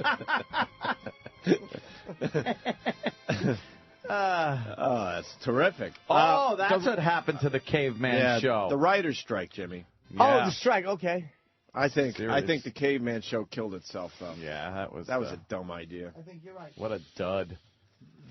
They weren't even using the commercial Caveman guy. Oh, they didn't say homicide. They said homicide. That's thank different. you, Bird from Buffalo. Pedocide. Let's go to Tom in Connecticut. Tom. Hey, what's up, boys? Hey, Tom. Happy birthday, Jimmy. Oh, you. I just wanted to let you know, Anthony, you were right. They did some sort of primitive brain surgery back in the caveman days. It's called trephination. They used to take sharp rocks and make holes in the base of the skull to treat headaches and brain swelling. All right, let's slow down. Great. How does that treat a fucking headache? Taking a rock and banging it on the backside of your head. They probably took a sharp one and twisted it like a drill. Oh, yeah, that's going to help a headache. No anesthesia. Got fucking hair and dirt in the rock. Oh, fuck. Did you wash the rock? Yes. We all spit on it. We use fucking... Go ahead, you talk. Sorry, sir. I apologize. Sorry. It probably made it worse in the short term, but after you drain the fluid, they probably felt a lot better if they didn't die from infection afterwards. I'm sure they all did. They probably decided that the period juice cleaned the rock, well enough to use in surgery. Or tiger piss. Just some awful thing. Yeah, some horrible. The first guy thought that the bees, he thought the hornet's nest was a buzzing sound, was peaceful, so he put it on the back of his friend's wound. Then they all got stung, and they're like, ixnay on that one. That'd be a big. Put that in the negative column. They're all swollen with bee stings. You got to think they did a little live and learn back then. Dude, the first guy that saw a hornet's nest probably thought it was like a big pussy hanging in the tree. Put his, I'll go fuck that. Put his cock in there. Yeah, he thought the bees were inviting him in. All right, guys. Thanks a lot. Have a good day. I can't get enough of the caveman bit. God, the brutality they had to live with back then. And the dumbness. Just being stupid. Having to try to live when you're so stupid. What was the definition of smart back in caveman days there, Jimmy. The definition of smart. I don't know. If you're a caveman, I mean, you looked around and went, wow, that caveman is smart. Yeah, because, you know, there are idiots now and smart people, so I guess back then, there was a smart caveman. Mm-hmm. Whoever would duck when they threw a rock at him was considered a genius. Wow, that guy is such a... He gets hit in the head before he can even finish his sentence. Because they would see a rock coming and open their mouth like they should catch it. Knocking out their teeth that they desperately need. Yeah, because they remember the old laugh-ins where people would throw food into each other's mouths and they wanted to try it. All right. Stupid. Well, what was a prank back then? What do they consider a prank? Everything was a prank. Like, you know, you'd paint, like, you'd put, like, food on your friend just so a wild animal would attack him and remove a limb. All your friends would laugh. Ah, look at him. Dig a hole in front of your friend's cave and then put sharp sticks in the hole. Cover it with leaves. Yeah, so one of his children would have fucking just impaled themselves. You'll laugh. Sharp sticks. Dummies. Fucking idiots. How are we related to them? I don't know. We came out of that, though. Well, you'd paint the back of a woman's ass, or like you'd paint a fake vagina on the face of a sleeping tiger. And your friend would just jump over and start humping it and have a rude awakening. Not just an awakening, a rude awakening. Very rude awakening. Yeah. And he'd know he was had when he started humping and he heard, and he was like, oh, fuck. All right, well, I'm already committed. The fucking saber-toothed tiger breath smells better. Half the time the tiger wouldn't even eat him. He'd think, there's no way this guy could really be trying to fuck my face. There's no way a man is trying to fuck my face. He has nothing but a loincloth. And they're all laughing at the tiger walking around with a picture of a vagina on his face. Yeah. They all think it's funny. All the tiger friends are laughing. He has human pre-cum on his fucking snout. Slept a little too heavy, did you, Harry? Fuck. Can't get enough of the cavemen. Yeah. Why don't we? Well, we got a current day caveman story. Another perp switch going off. Man gets too close for comfort in checkout line. So you got a Northwest Indiana man facing a misdemeanor battery charge after getting too close to a woman in the checkout line in front of him. Now, what is too close? Well, this guy, 55, allegedly ground. They used the word ground. He allegedly ground his genital area in the butt. I just picture like a circular, right? Circular motion, real hard pressed against it. What the You're going, Do you grab her hips, too, to kind of get more leverage? Dude, these stories funny every fucking time. What Someone made has this to say, guy think this? It's like, oh, we have a horrific story to tell you this morning. Disturbing. This is comedy. This guy looked at it. He's online. Right. He's on fucking line. Right. He looked at this chick's ass and just said, I have to rub my cock on that. If I was the chick, I'd be flattered. Yeah. Your ass is so good that the guy... His circuit breaker snapped. Not only is he touching your buttocks with his genital area, he's grounding. He's just... Oh. What is the definition of ground? It's past form of to grind. So grinding. It's not mushing actually, his dick into it. It's not actually pumping. It's mushing. It's mushing. Yeah. I think it's mushing and then a circular motion or some pumping. You're grinding. You're pushing. Nice. He's dry humping her. God damn. On the line. He saw that ass. Groceries? What kind of store was it? Dude, this poor woman. All right, listen. 55 allegedly ground his genital area into the buttocks of the woman standing in front of him in line Friday at Dollar Tree in Griffith. Oh. What the fuck is a Dollar Tree? Everything for $1? That'd be a nice, cheap place. Poor woman just trying to survive. Yeah. Saved up $10 to get 10 items. Ugh. Yeah. The woman said she stepped forward to separate herself from the man because she assumed it was accidental, but he did it again. If you touch me again, I'll bash you in the head with my umbrella, the woman is quoted. My $1 umbrella. Right. Which has a big hole in the middle of it. That's why it's $1. It funnels the water onto you. It's like holding an upside down funnel, and all the water hits you. Just pours on it. Yeah. On top of your dumb head. They've only sold one copy. It was to her. And she carries it like the fucking penguin. She's gonna hit him with it. Stupid whore. She was wearing her dollar shorts that had a hole cut in the back, and that's why he thought it was okay, because he had on his dollar pass with no zipper. The hole in the front. This Cock just flopped out. Yeah, what are you doing? You're spending $1. Take this. He knew she couldn't afford a lawyer. She's at the fucking Dollar Tree shopping. Of course. He can do whatever he wants. This guy, his last name's Deloney, I guess, then ran from the store past Kmart with several customers in pursuit. Yeah. Now they're running after the guy. An angry mob. He told the police officer he accidentally bumped into the woman, but then mistakenly thought she liked it and was coming on to me. So I intentionally rubbed on her the second time. I'm sorry. The police report states. He thought she liked it. Yeah. That's good. Online. Just going to sit here online and grind my cock on a patron. Oh, my God. It's that perv switch. I wonder... I would love to see what her ass looks like. Yeah, we got a picture of her ass? That made him do that. Probably in shorts. Yeah, it's probably looking, and you're just looking going, God damn, wouldn't it be great to just rub my cock against that ass? And then before you know it, you're doing it and go, what am I doing? I'm rubbing now everyone's angry with me. I have to run. I think it's called frottage when you Frottage? Yeah, I used to have a fetish for that when I was in high school. I would try to rub my dick or my hand, the back of my knuckles against an ass. That was always, as a kid, you just wanted to do that. Sure, yeah, kind yeah. of feel a little something. That's why I always liked when they opened up those gym doors and did the square dancing. It was, frottage. Yeah. You could get some frottage done there, that's for sure. Let's swing your partner round and round. The word sounds awful. Frottage. Engaging in frottage. Can I get back to you? I'm a frottagist. Professional. He was arrested for forcible frottage. Just fucking clammy hands when you're holding the girls on the girls' side of the gym when you had a square dance. And your hands would be all clammy because you're so nervous. And you're touching a girl. That was like fucking sex back then. Was sex. How about we slowly get into this? Yeah. Like, most people didn't touch a girl yet. No, you hadn't touched a girl. And they think it's a good idea to now have just full contact with the girl on the other side of the big doors. Dude, complete boner. How about we just start with a quick hand holding or something? Dude, boner, not even a question. It was such nervous, like, heavy breathing. Just touching like skin. And square dancing, you do that thing where you got to promenade your partner, and you put your arm around the girl's waist. Oh, my God. And then your arms are kind of crossed and holding each other's hands. So you're holding her waist, and you're kind of walking, and you're 11 or 12, right? Because it was grammar school, I believe. This was like really early on. That would be something you brought to the show, Ant. That would be hardcore sex for an 11. That's sex. That's hardcore sex for an 11-year-old. Just as exciting. As exciting. It was crazy.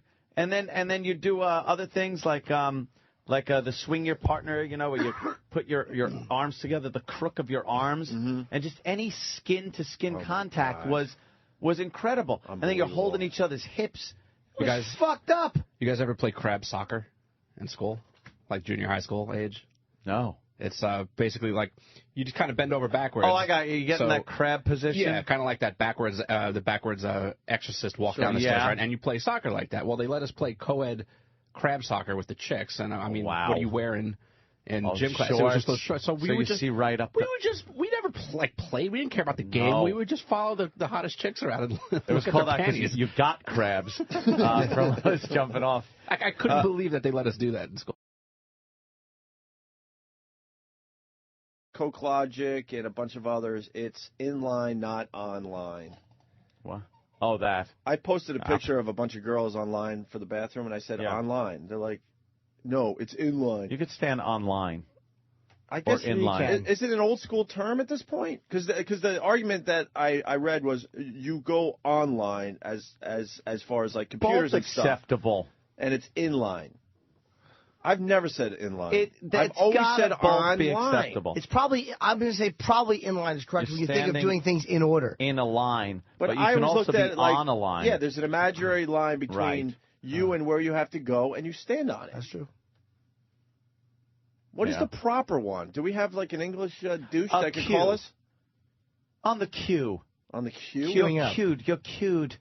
That's what the English say. I still say. So I was standing in the queue. I still say it's online. A lot of people say it's definitely in line. What is it? Let's both, solve this argument for once. Both is probably completely acceptable. Both are probably completely acceptable. I imagine maybe the youth of America, because of computers, don't say online. They say inline. Look at the people saying, I always say inline. I was standing online for hours. I was standing in line for hours. Both work. Hey, Do you know what I mean when I say it? No. Then go fuck yourself. Well, they beat me up over the weekend for it, too. So it's an argument we have from time to time on the show. Perv switch, caveman. I'm on your mother. I'm in your mother. There is a difference. Okay. Yeah. Fuckwads. I'd rather be in your mother. Right. Smartest caveman. The answer came in. Came in. What happened? What is it? The smartest caveman was Howie the caveman. Oh, okay. Of course. He was the guy that invented. Ripping me off. Plane crash in Iran. Yeah, we did hear about that. Online. Everybody dead. In line. But that's a case of them just using old planes. No one cares, by the way. It's, 168, I think. 8 people dead. But it's a faraway place that we really kind of don't like the country. So we don't care as much. See how we are as people? It's far away. It's a plane crash. Oh. A bunch of people were in there going, all right, I'm flying somewhere. Plummeted. Horrible. And we go like, but it's not as covered as it would be if it was an American crash or that France crash. Wow, Reggie Jackson looks like he could still play. What the fuck? Oh, I'd love to interview him. Reggie? I love Reggie. God damn, I love What a Reggie, round too. head Reggie has. Fucking love Reggie. Reggie. Big round head. Is he sick of hearing Mr. October, though? Probably not. I don't know. That's like a... Well, I'm what a watching great the thing to interview be here, called. and it says Mr. October. He was clutch. I would love to interview Reggie He was just like, A-Rod. A-Rod and Reggie, same person. As far as October goes, right, Ann? Fucking Reggie. Oh, yeah. Jeff Just has like the it. proper pronunciation of fraudage. Good evening. Hey, yeah, it is frottage. Oh, is it? Okay. Frotage. Yeah, right. and a lot of times. Do you enjoy cottage cheese? Hell yeah. All right. Yeah. Thanks, boys. All right, and quickly, CJ in Georgia. CJ. Guys, I got to be honest with you. It drives me fucking crazy when you say online. I've never heard it before in my life. Well, we're going to check the computer. Danny is in line right now trying to find it. No, he's online, Ann. He's online. Oh, he's online. I get it wrong every time. Yeah, it's confusing, I know. Jimmy. Yes, sir. Way to hurt someone's feelings. You know what? That's just way to hang off. Dave in New York. Dave. Happy birthday, Jimmy. Yeah, hey, listen, sure. It wasn't the point that you spelled it online or inline. It was the point that you spelled it online, all one word. Online. It's on space line. Oh, you're right. That's my mistake. Oh, okay. You There's have your to error. do two. Okay, I'm sorry. He's the smarter caveman. I'm sorry. It's looking more and more like it's a Northeast thing, like New York, New Jersey, Connecticut, like Boston thing. Oh, to regional. say- So it is a regional thing. Yeah, it seems like it, yeah. You Because know there what? are people out there, they go, you drive me nuts with this, but this is all we know. We say online. Let me tell you something else. You go out west, and some other places, and you go to get like a Coke or something like that, and people say pop. Yeah. So shut the fuck up. You want a pop? And you know what? While we're at it. Out of here, you should, pop. You should never Canadians do that too? Is that why you're laughing? Travis, dummy. Oh, yeah, the Canadians definitely are into the same pop instead of soda. But hey, while we're at it, how about mustard on hamburgers? That's That's what we're doing. That's out yes. west. No. And ketchup. down south, And too. ketchup. Yeah, but we kept the mustard off our hamburgers for a long time in the Northeast. You could and request it. And now it's McDonald's does happening. it. Burger King does it with ketchup, though. Both. No, what happened? I was in How Florida. did we lose the mustard thing? And I It was got just pure ketchup in the New York area. I like just the pure ketchup. I went down to Florida, got a hamburger, they put mustard on it. I brought it back. I'm like, I didn't want this. Oh, so you're with me? Yeah, and they thought I was retarded. They're like, that's what it comes with. And I'm like, You were arguing. I'm both like, right. no. You're both right. Jimmy, I gotta say, Jimmy has been beyond quick the last couple of days. Beyond quick. I like having both, to be honest with you. I like ketchup and mustard. I love both. Yeah? Yeah. I don't know. It gives too much of that tang to a burger. No. I like And ketchup. let's keep our pizza thin. We don't ask for much out there. Yeah. No mustard on the hamburgers, and let's keep the pizza. God damn it, I love pizza. So Fuck. bad, too. Have you been to that place by our house that serves like wheat pizza? It's not great. What? It's wheat pizza with low-fat cheese. It's not much better than... Why then have it? Well, just if you want pizza... It's an excuse. I probably eat the healthiest on the show, but I it's think like people Anthony that drink O'Doul's. Anthony probably eats healthier than me even. But sometimes I go on my benders. But there's things like when you're gonna eat pizza, just fucking eat pizza. That's how I live. I eat enough salads and dumb grilled chicken and all that crap. Just don't eat half the fucking pie. And don't have it like a week in a row. Oh, no. When I go pizza, I'm all in. I don't think about fucking eating right, health, nothing. No. Nah, you got to, limit that They say shit. you have to have a cheat day yet. I do. It's called a weekday. I'm on a seafood diet. I only eat mollusks. Mollusks. If you're going to have pizza, though, if you're going to have pasta, try the barnacles. No one eats barnacles. No. Imagine eating a bowl of cold barnacles. There's your breakfast, shit dick. Pour some milk on it. It's so crunchy, your mouth is bleeding. It's disgusting. You paint chips from a boat on your fucking bowl of barnacles. God damn it, pizza's in my fucking brain now. Yeah, I love a nice hot slice where you pick it up and the front just kind of drips over and you have to you have to hold it over your mouth to get the front of it. Yes. Then it's scalding hot and you remove 4 layers of skin. The cheese is dripping like that fucking cuckold video we watched yesterday. Dinner time. Man of color pulling his giant penis off your slice. You don't know which way to go. You win either way. What was the guy's name? Dinner time. Al. It's dinner time. Al, it's dinner time. But pizza has to come with a little extra sauce, right? No, you guys, agita for me.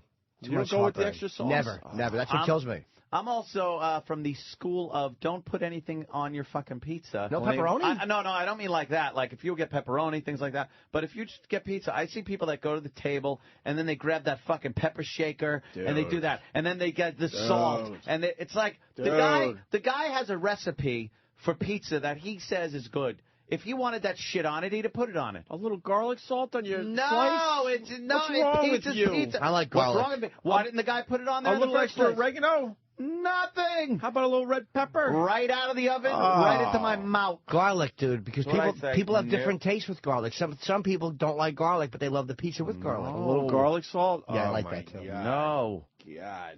That's true. Let's get a pie. I would love to. We say pie in this area. People don't understand. Brian Regan's got a great bit about that. You want to split a pie? Like, what? Pie? Apple? Yeah, because it is a regional thing to say pie. What do they say in everywhere else? Just pizza? I guess pizza, yeah. So if you say, you want to get a pie, people think, you're getting a fucking pie. My favorite thing to do in L.A. is go, boy, I really missed the New York pizza. Yeah, you can't get good pizza out here. It's the water. It makes the dough. No, shut up. It's the mafia. You heard the water thing, too? Of course. Nonsense. A stupid water thing? Exactly. Why don't they just ship over some New York water? Oh, my yes. God. That's what they'll do. It's the fact that some guy will break your shins with a fucking pipe if you don't use the dough and cheese that he's providing. That's why the pizza in New York is great. That's right. Fucking L.A., they don't have that. Like, you want to put a pineapple on it? Okie doke. I know. That's another thing. You're going to get a really good product when someone's looking over your shoulder the entire time you're producing it. Yeah, out here, if you don't buy the proper cheese, you don't lose your customers. Some man puts cement on your feet and throws you into a river while you're still alive. I hate when they put fucking, pineapple on I don't like any of that shit. You know what is so goddamn good? There's a place by where I live. What? When you said, you know what's so goddamn good, I just wanted to scream, come.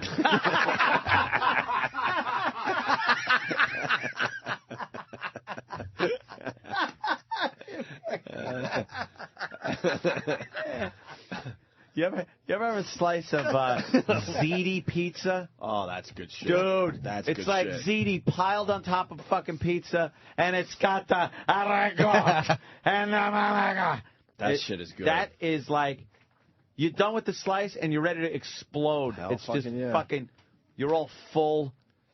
Oh, it's so good. And how too. good is your shit the next day after a nice it's slice wonderful. of pizza? Little tubes of ziti shit coming out. Just sliding Wonderful. out. Wonderful. No pushing needed. I guess Brian in Minnesota. Oh, we just lost fucking Brian, and he had a Fargo accent. We love the Fargo accent. Oh, fuck. Damn. All right, well, hopefully we lost him for a good reason. Like the front of his fucking vehicle smashed into something made of cement.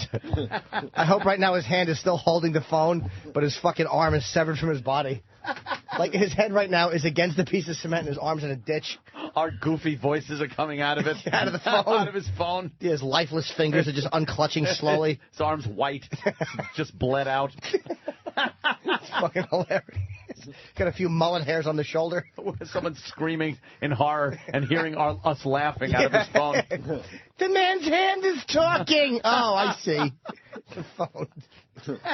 Oh, is that great? What the hell is wrong with us? Ranch dressing on your pizza. That came in a few times. What? No way. No. No fuck. No. What are you, insane? No way. No. No. Stop it. Horrendous. No. I'd rather eat marmalade out of an asshole. Oh, that's kind of, It's not good. wouldn't doubt that. No, marmalade. No, I like a good Depends on ass. whose asshole. Yeah, what You flavor? just like regular. You like the regular ass flavor? Yeah, depends on the marmalade, too. You don't want to eat mushroom-flavored marmalade No. out of someone's ass. I like original recipe asshole. I do, too. I don't need any doodads or goodies. I like extra crispy myself. Crispy. I like original recipe with a little gym sweat. Yeah, how many miles on the bike? All right, come over. Get over here. Well, now we got to go to break. Nice wafting coming out of there. Yeah, and people are going to bitch because we're going to have to, take a little break now. Yeah, well, too bad we talked for fucking, it's about 50 minutes we did. We used to do on terrestrial radio, what, 18 minutes, 20 minutes sometimes. We have to take a break. It was We'd horrible. Be yelled at to go to break. The break you just heard would take 3 separate breaks on regular radio, almost 3 separate breaks. Maybe they'd prefer those days. 1877 cars for kids. 1877 cars for kids. Dude, How about that? How about we do that, you motherfuckers? Wherever I went yesterday, people were asking me about this BCN thing. Oh, really? I couldn't get anything done yesterday because wherever I fucking went, Really? they needed my comment on the BCN thing. Yeah. Yeah. People ask me about BCN. I guess said, it's true, huh? Yeah. So true. They are. Oh, did anybody say that we kind of broke that open? I think we had something to do with it. For real. I think we made it so it forced them to kind of say something. Yeah, for They real. wanted to hold off for a little while. The website has no mention of it. Yeah. For real. Yeah, I guess in mid-August it goes all sports, but it's going to go to another frequency, and then another station that does well in the CBS chain up there is moving to where BCN is. Oh, so the BCN call letters are done. That's so ridiculous. They're going online with it, I guess. I mean, which is those weird things. I love the bit I'm doing with the wherever I go thing, but for real, the incompetence of this fucking company, and they continue to keep their jobs as they underperform way more than the people they fire and the radio stations they turn into something else. You can't get rid of the BCN call letters. It's just ridiculous. They are. They're relegating it to the internet. The BCN call letters have been around, I think I read last night, 40 years. 600 years. It was 40 fucking years, and they're just going, goodbye. Goodbye. Yes. And also, Heritage. in Philly, eventually that's going to go. Oh, yeah. Of course. But they knew what they were doing at the time when they, whatever. It's old news at this point. Yeah, that's going to go to JFK, gone. But these guys continue keeping their jobs. It's they fucking underperform. Sickening. You can't keep your job if you underperform. Good luck. They fire everyone around them saying, well, you're obviously the problem. Yeah. We heard those, didn't we hear rumors for a while, or it was speculated at least, that CBS was eventually going to sell the radio division. So what they were doing was just knocking all the prices down to make it look profitable so they could sell it. Well, someone said that, and it made sense. No one wants to buy radio companies right now. No. Horrid investment. What's going to end up happening, which is very interesting, you can have 1 million owners again, like it was about 10, 15 years ago. Yeah. Really? Like Zappos Communications? It's going to be 1 million. I'm serious. It's going to be 1 million owners. There's going to be, one company owning a few stations here, not these huge, conglomerates like Clear Channel and CBS. They bought up everything. It's going back the other way now. I'm telling you, you're going to see just tons and tons of owners. And they'll have to lower the fucking FCC $350,000 for an utterance. You fucking idiots. Yeah. And then it's arbitrary, and they can interpret things, and you can't say F or A. Get the fuck out of here. Yeah. Get the fuck out of here. By the way, CBS Radio owes me $500 for consulting them. Oh. When are you going to finally bill them? Huh? When are you going to finally bill them? I bill people all the time. They don't send money. Hell fucking no. I'm billing, and I'm pressuring them with phone calls because they haven't paid. 90 days late, my friend. Oh, now you got to be some like of my Kenny. consulting fees. You got to be like Kenny. Holy shit. Late fee. If he ever tried to throw a late fee at me, oh my God, I would fucking. You know what I'd do? I would just rub 2 sticks together next to his hair. Do you guys, like a caveman. Do you guys ever read those dizzying emails that Kenny sends? What are they called? The a torture. Huh? His invoices? It says, yeah, subject, Kenny's invoice. Oh, my God. We should read it one day. Here's what I do. I see Kenny's invoice. I go right to the bottom where there's a number, and I write a check. I can't be bothered. He could be embezzling money from me. Oh, yeah. I don't know what it is. I looked over one. It said dodo bird eggs, $400. I paid it. If you ever ask Kenny what he's doing, ever, his number one answer will be paperwork. Really? He does paperwork. I'm doing paperwork. He's taking a shit. He's wiping his ass. Yeah. Paperwork. It's dizzying. Yeah. Yeah, I don't read his invoices. I just pay him. The next one I got, terrible. I'll bring in. It's hilarious, actually. More confusing than a Verizon bill. Hell, fucking yeah. Here's a dummy tax. All right, why don't we break? Rich and Bonnie were in very recently. They had a great appearance. Hilarious. And the boys put a little highlight reel together. So let's check this out one more time. Opie and Anthony, starring Jim Norton today. Every day. Sometimes the road to a blissful relationship can be bumpy. Marriage No one, is I know one's both. saying that you don't do a lot of stuff. It's like it's a I do all business, the it's a spelling. machine. One person's doing the twittering, which is Rich, and the other person is spelling all the words. It's comedy's most dysfunctional married couple, Voss and Bonnie. If passion is like a roaring fire, then Voss is peeing all over it. Is he an affectionate guy? No. Is he bad with, like, casual, loving touching? Well, because sometimes he touches you, but it's like a toddler or a monster that doesn't, hasn't figured out how to caress. And why flatter the one you love and the mother of your children when you can shatter her fragile ego? Right, Rich? Sometimes he calls my ass Margaret Cho's face. Wow, Rich! So if you think your relationship is doomed, look at Voss and Bonnie and rest a little easier knowing it could be a lot worse. I remember now what a dick he is. One time I was blowing him quite well, by the way, and he farted. And then he gets That's the best thing I've ever heard. How does he not hold that in?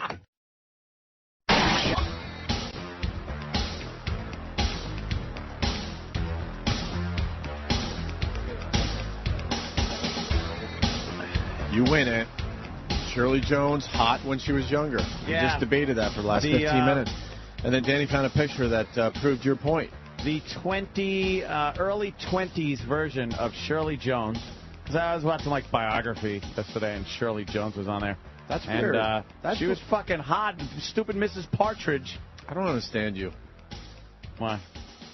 I mean, I like Biography, but Yeah. if it's a Shirley Jones biography, there's no way I'm even fucking I didn't watch waiting it. around. You know what? I didn't watch it because I wanted to watch it. But you watch, like, just weird stuff It all was the time. on when I woke up from my nappy, and I opened my eyes, and I was like, who the fuck is this hottie? Okay. And it turned out to be stupid Shirley Jones. I forgot that you slept with awful the TV bathing on. suit.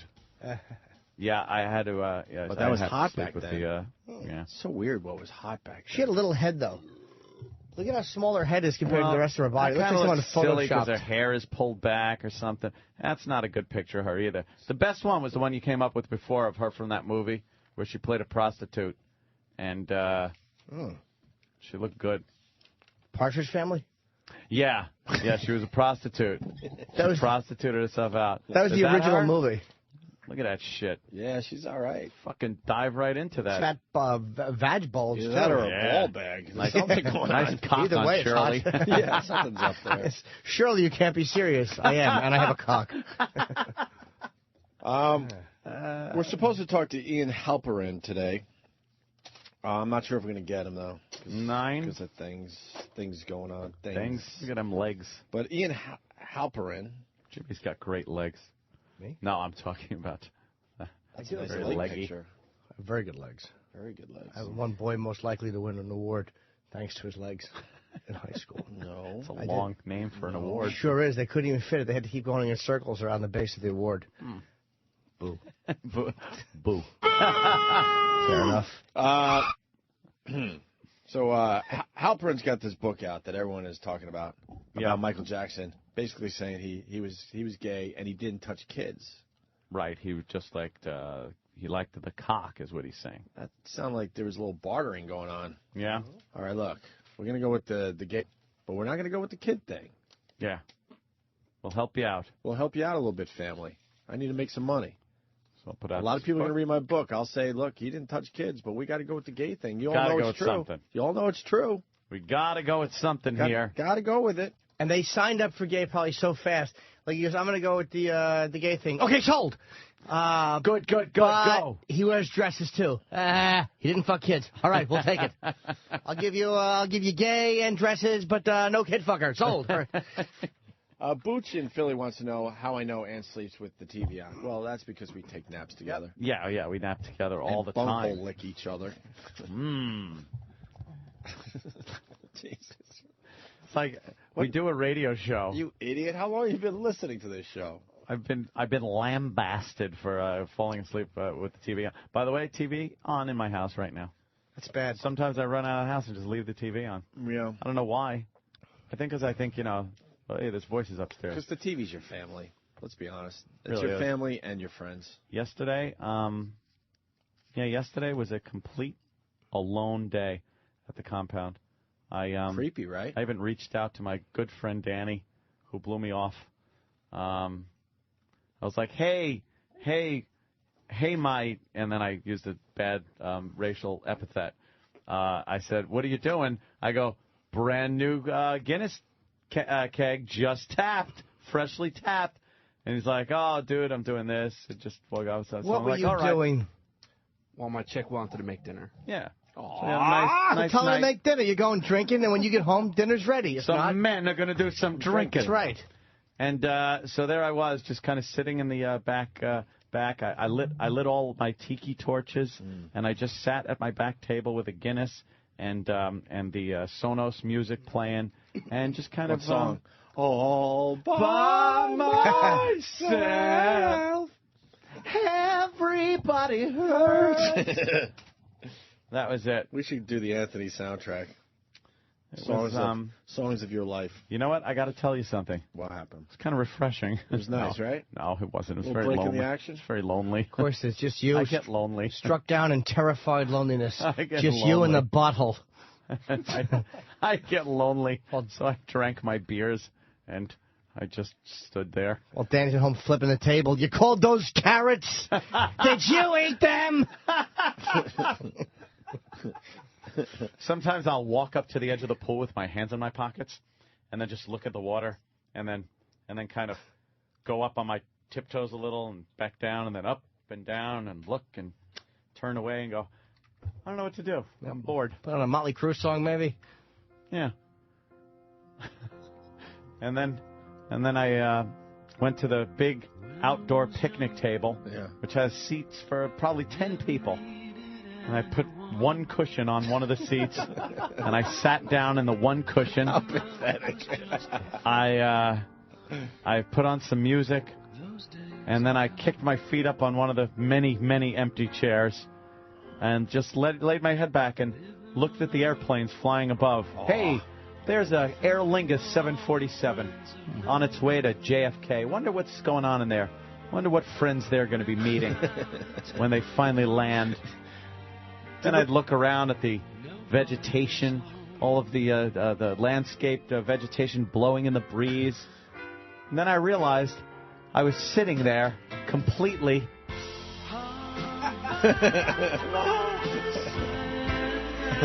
yeah. Thinking of topics to talk to friends about. Yeah. And I was like, well, I have like a half a glass of Guinness left, but I'll go downstairs anyway and top it off. Nice. Maybe I could think of something once I'm downstairs, but you know something? I didn't. So I go back upstairs, back outside, and back to the table. Did you jump in the pool by yourself? Yeah. I actually went in the jacuzzi for a little while, but I was by myself. So, you put the bubbles on, and it's not so much fun. It's not the same. You're alone. I'm just sitting there. I lean back, and I'm like, this is nice. It'd be nice to share it with somebody. But you know what? There was no one there. Why? Because I just sat there. I had nobody over the house. There was no one to call, really. Oh, why didn't you call Aunt back? Everybody was gone. Huh? Why didn't you call Aunt back when he called to see if you wanted to come over? Like I said, Danny, my buddy Danny, was. You heard him. His buddy Danny, not his buddy Opie. He was with his girl, and that's cool. But I thought about it. It was kind of late, though, and I was like, well. But I'm glad you thought about it, because I was sitting there. I was totally.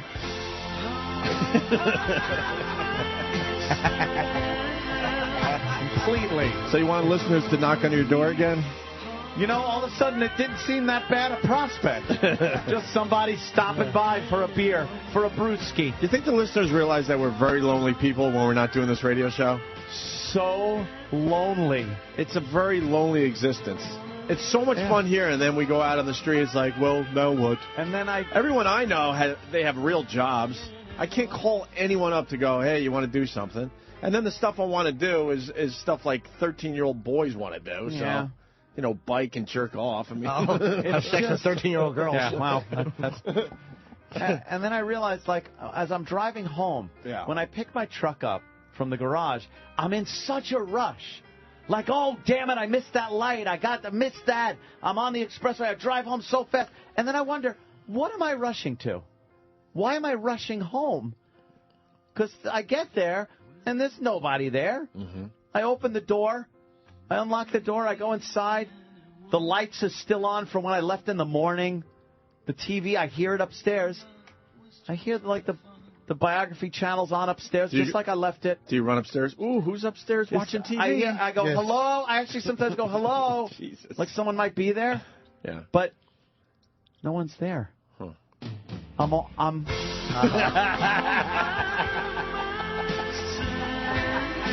I'm completely and totally.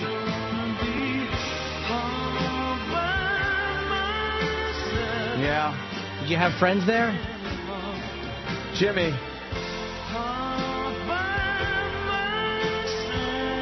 Nobody. Come on, who did you watch TV with?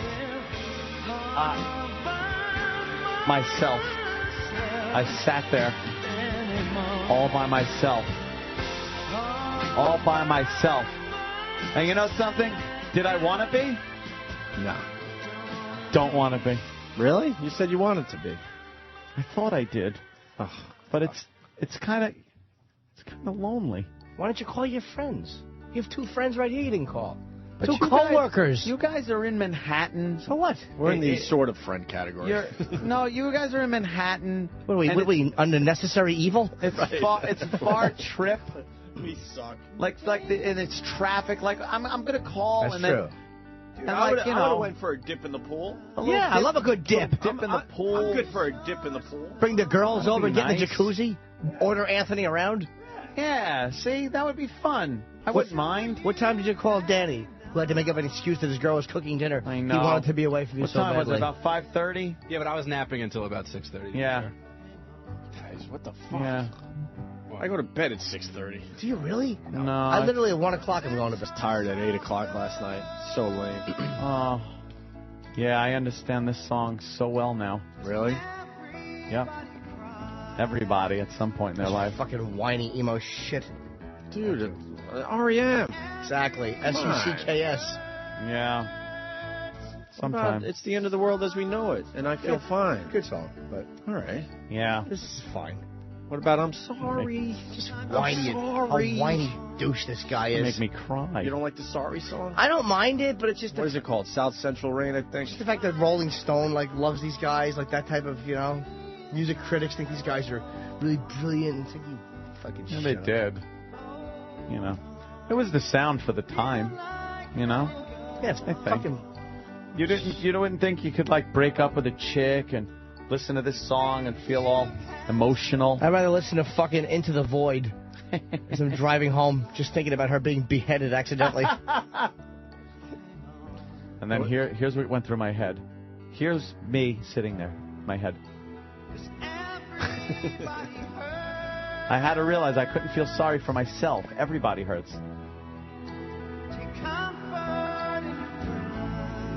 I couldn't. There were none over there. I got an uplifting song for you. Oh. That you need. Okay. Let's go Thompson Twins. Yeah. Hold Me Now. Oh. You want to think of this song the next time you go on a tirade on the air. That maybe you're hurting someone's feelings. You make a point. The next time some poor fat lady truck driver, the next time you do an hour and 20 minutes on her obesity. This song's for you, man. Oh. I sent this one out to Anthony today. You need someone to hold you now. Oh, God, the Thompson twins. That's a stupid hat. Stupid hat on her. I have a picture. There's 3 of them. Yeah, but it's 2 guys docking. Oh. Yeah. This is for you, Aaron. What year is this? Like 84? Sean! We'll get to the hook and then we'll bail out. No, let's hear the whole thing.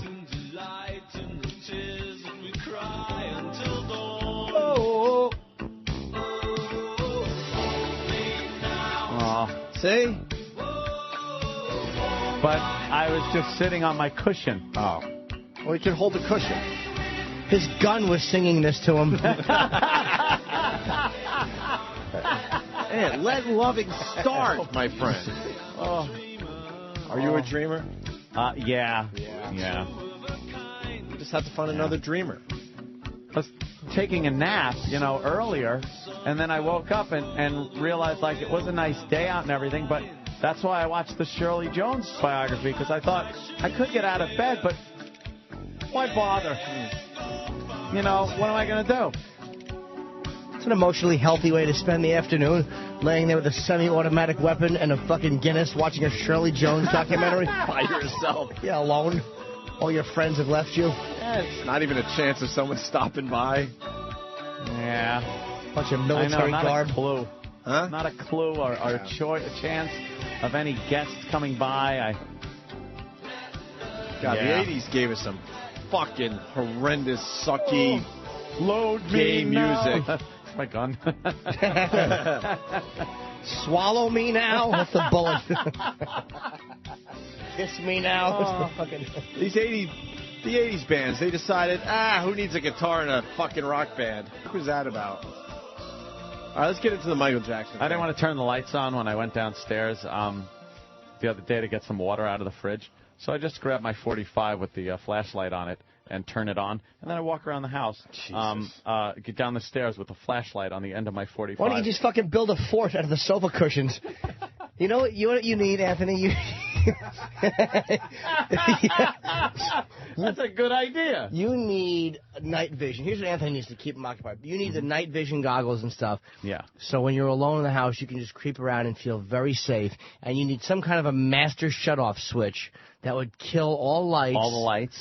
And this way, when you want to creep around in the dark by yourself, if there's ever a burglar, you can creep around like that. I have contingency plans. Oh, yeah. Yeah, I know it. He's got it all figured out. I got everything figured out. Do you have a panic room? I have by my, I won't say where or if or anything. But, yeah, of course, there is my, I call it the Alamo.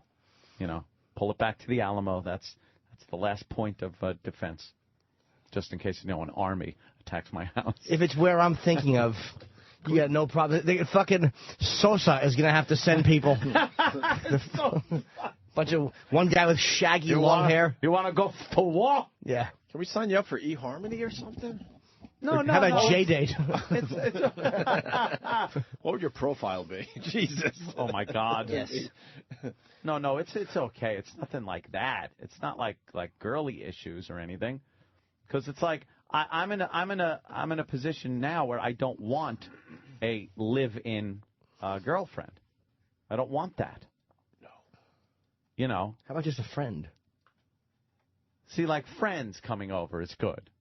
Yeah. So I got to work on that, I guess. Would you be my friend, Danny? How about a Fresca? Probably not. Danny gets How about a Guinness? Okay. Danny doesn't have as much time for you these days. I know. Danny's, Gonna have to find another alcoholic. Growing up a little bit, I guess. He's got more responsibility, things like that. Mm-hmm. And, it's not... Maybe you just scare him. He decided No. that. Yeah, I have more responsibility now. I slept until 6:30 yesterday. I slept till like 4. And then and then at 6:30, I'm like, well, I could go for a couple beers, I guess. Dude, what happened to turning the house into, a place for, wayward girls? No one wants to come over. What happened? I don't know where to find many wayward girls. And I had, like, girls over the house. Like I had live-in girls. You know what I mean? How many live-in girls were you up to at one point? I don't know, 2, 3. But no, there was like you can't just drag girls in there when there's a girl living there. So like, oh, it's a quandary. Now I got nobody lives with me. Mm-hmm. I don't have a live-in for the first time in a long time, to tell you the truth. First time in a while. Uh-oh, another song. Yeah. Owner of a lonely heart, my friend. Oh, wow, yeah. Yep. I hear you. You are the owner of a lonely heart. Mm-hmm. Pop, yes. And a rock-hard liver. Is there anything better than pop, thinking of yes? the future. Yuck. Yeah. You know who you should ask? Owner of an itchy spleen. And you know who you should ask for some advice? Who? Little Nicky, because he has arrived for work. Oh, look. Hello, Nicky. Little Nicky's Anthony's very lonely. He flipped us the bird. Would you like to be Anthony's friend? Maybe He's little a friend. You know something? Maybe I'll invite Little Nicky over. Yeah. Of a lonely heart. Yeah. If he can't make it, call Ted Kaczynski. What's the sappiest lonely song out there? R.E.M. Sappiest lonely song. R.E.M. Hurt probably? Everybody Hurts is pretty bad, but no. Everybody There's Hurts? got to be... Yeah, All By Myself is a pretty bad one, too. How about Oh, What a Lonely Boy? Ew. What the fuck is that? Who Andrew played that Gold? one? Oh, Andrew Gold. Play Andrew Gold. Andrew Gold, that's my story. For That's real? me. And then there's Alone Again Naturally. But, yeah, Andrew Gold. All right. Yeah. Only the Lonely, Roy Orbison. Yeah. All right. I'm just hanging up on everybody because now we got to move on to other topics of discussion. Poor Anthony. Oh, Andrew Gold. Yeah. It sounds like it's going to be a happy song. It is a happy Then it turns song. sad. Where does it go sad? Because he's well, no. Your actual birthday. Shut up. This isn't your song. 51. Oh, no. Is it still a good song? No, When it does it get sad? sounds happy. Yeah. Right? We'll drink like Dad. Yes? But what happens? Oh, yeah.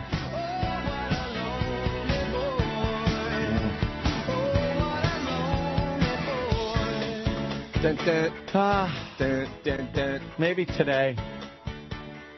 Maybe today will be fun. I'm playing golf tomorrow if you want to play with me and Rich Voss. Rather be alone than hang with Voss. He's fun to hang out with, actually. Is he? Yeah, Voss is little he's fucking fun. hands.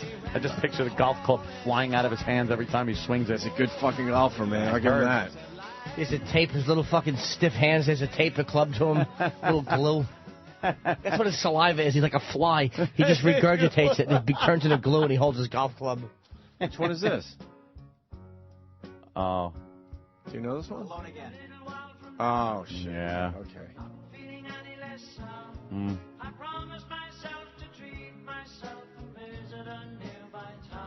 See? Do something. Beatles, Jesus. right? It's got that Beatles sound. What's he thinking, like killing himself? What is this?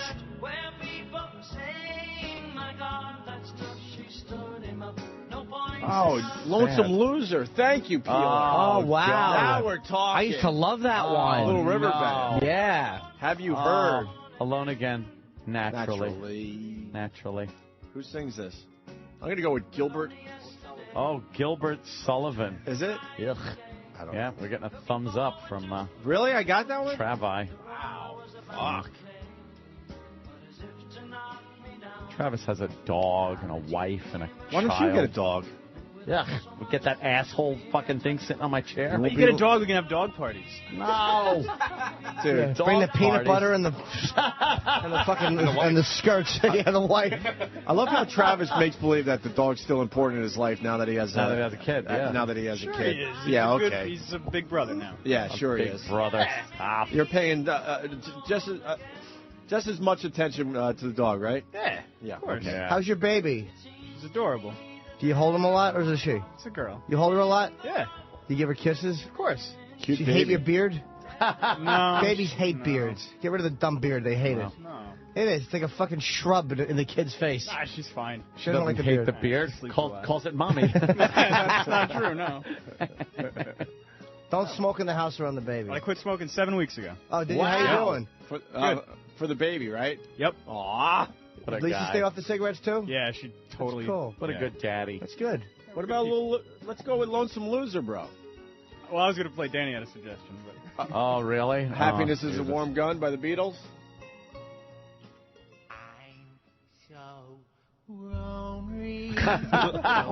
Yes, of course. What is this?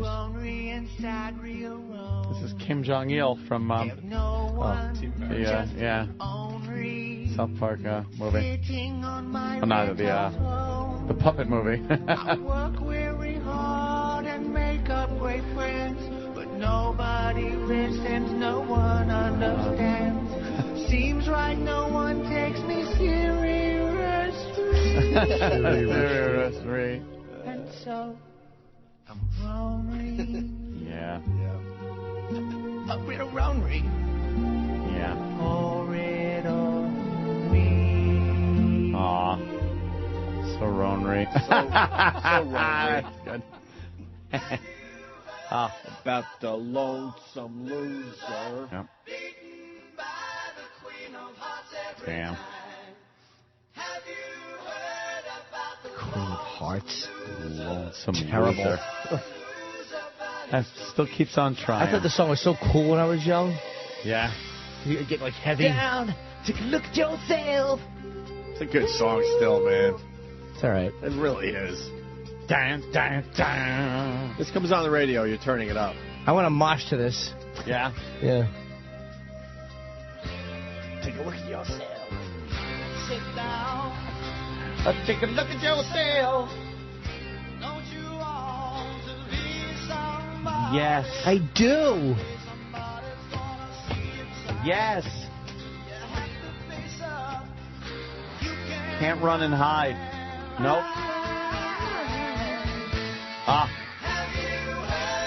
Yes, lonesome loser. Yeah. Sitting by the pool tonight. Have you heard about the lonesome gun nut drinking beer and inviting people to his house with an open gun closet?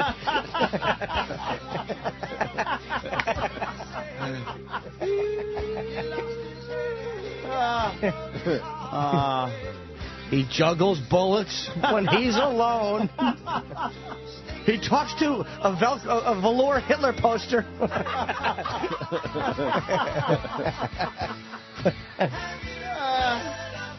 Yeah. I understand. He uses Michael Richards' tirade as his ringtone.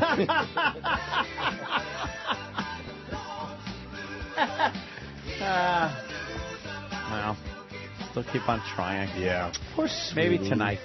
Tonight will be the Tonight night. will be the night. It'll be different today. Yeah. Today will be Yeah, different. I'm going to look up and buck up and... What about One is the Loneliest Today. Number? Oh, that's a good one. I like that song, too. Three Dog Night. Yeah. Yeah, that's a lonely song. Name the best Three Dog Night song ever. I think one's pretty goddamn good. Oh, my God. I might have got myself into a little situation here. I hope it's Three Dog Night. Do you know any other songs by that? One is Three Dog Night. Yeah, it is. Yeah. You ever hear Mama Told Me Not to Come? Oh, yeah. I think that's Three Dog Night. Which is so bizarre because, like, one couldn't be more poppy, and the other one's like a drug fucking rock song. Yeah. Can you give me a little Mama Told Me?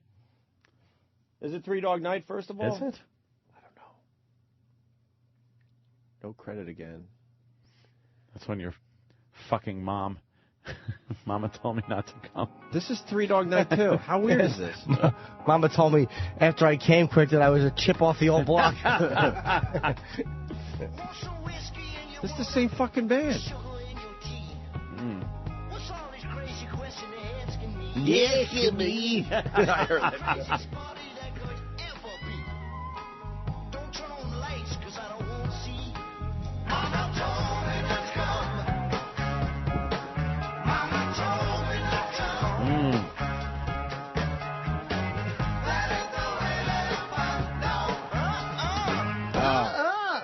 We just got the best depressing song ever. Wow. Johnny Cash doing Hurt. Oh. There's not a more depressing song than that fucking song. That is depressing. Although I love Jim Norton's version of that. Can we play Jim Norton's version of that real fast? Enough of this. No one gives a shit about the song. I understand. This is a good one. Johnny Cash's video for Hurt is amazing, too. Dude. That's my favorite video. He went He went to an old Johnny Cash museum, right? That was just, wasn't kept up or nothing. They closed the doors years ago, and he walked through that fucking thing for the video. Oh, my God. Does that kill I like to think the pendulum is going to swing back the other way.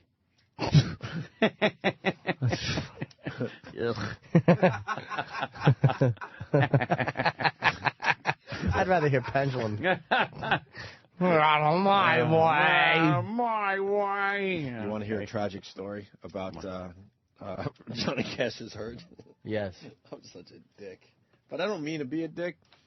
My uncle died tragically. He was my favorite uncle. Loved the guy. And my sister came up from Florida for the wake and the funeral and all, right? And as a distraction, I'm watching, I guess, MTV or whatever. And Johnny Cash's version of Hurt came on. Yeah. And I was like really into that when it came out.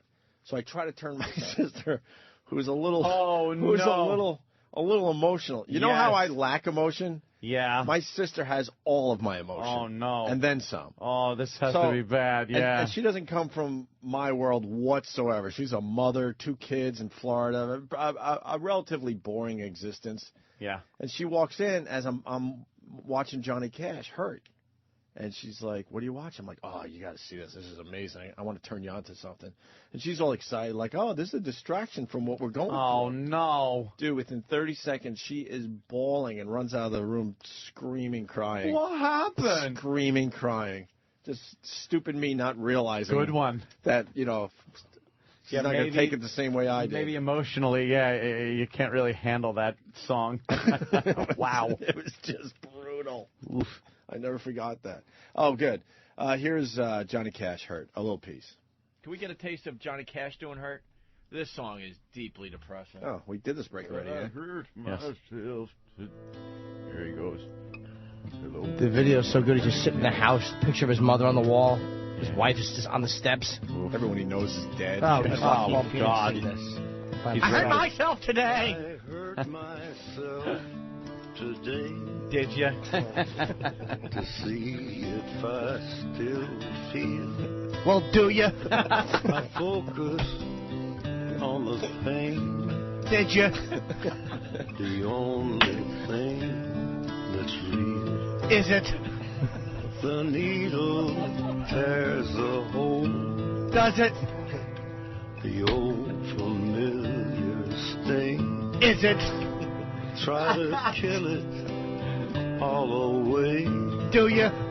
But I remember everything. Do you? What have I become? My sweetest friend. Everyone I know goes away in the end. Show a young version of they? Johnny Cash. Jesus. All right, we get it. Yeah, fade this out. Yeah, could I? Such a good video. Fucking Timmy. They Fucking brilliant. The video is so good because they are intersplicing. I mean, everyone's seen the video by now, but they're brilliantly intersplicing The young photos Johnny of him when he was Cash young. and the old Cash. Oh, my God. But the clips they picked are so... And they have that one... now, you get the hell away from me. That one piece of audio from him... It's really a sad video. It's just fucking amazing. And man. this didn't win Video of the Year, right? They gave it other awards, but they didn't give it the big award. Like, what the fuck, MTV? Stupid MTV, and I believe they gave This could be the greatest video ever made for a song. Seriously. I can't even think of any others that would be in the same category as this song. Maybe Oh Mickey, You're So Fine. Yeah. But aside from that, but I think that Justin Timberlake, and I could be remembering this incorrectly, won that year for Best Award. And I think he said that the award should have went to Johnny He even Cash. said, this is ridiculous. I don't need this award. But he took it home. Johnny Cash was on, like, fucking what? A breathing machine at that point, and they weren't sure if he was going to make it to the awards, and just give him the fucking award, MTV. That was a really that was showing MTV. To me, that was really an irrelevant. Because they're thing. fake awards. They spread it out. Okay, we'll give a couple hip-hop artists some awards, a couple, They can't concentrate on just giving the best award out. Yeah. They got to make it, balanced. Got to be fair to bring in and all the diverse. audience. Shut it. So stupid. Such a good fucking video. Do you reading that up on it, Dan? Yeah, just give me a second. What's it say? I heard. I don't know if it's one of those urban legends, but I heard when Trent Reznor heard this version for the first time, he actually told his guys to turn off the tape, and then they just left the studio. They were in the middle of recording or something, and they all needed to just, especially Trent, just needed to walk and just be by himself. He said he was blown away by this version of it's better than theirs. It's much better than Nine Inch Nails version. Well, the Nine Inch Nails version is solid too, but I mean Johnny Cash just made it beyond special. Any song he did, he did a version of. Jimmy turned me on to Johnny Cash. I knew the basics, but when we did this break already too. I'm not going to. He did a version of "Cats in the Cradle" by Harry Chapin, which is a massively depressing song. But Cash removed the depressing aspect of it. It was amazing how he made it not depressing. He totally changed the tone of it. It was fucking amazing. I think Chapin's version's better, but still great. He's dead. I like a good cover. Yeah? Yeah. Yeah, if it's done right. I've bored many people at parties with that statement. Because there's nothing interesting coming.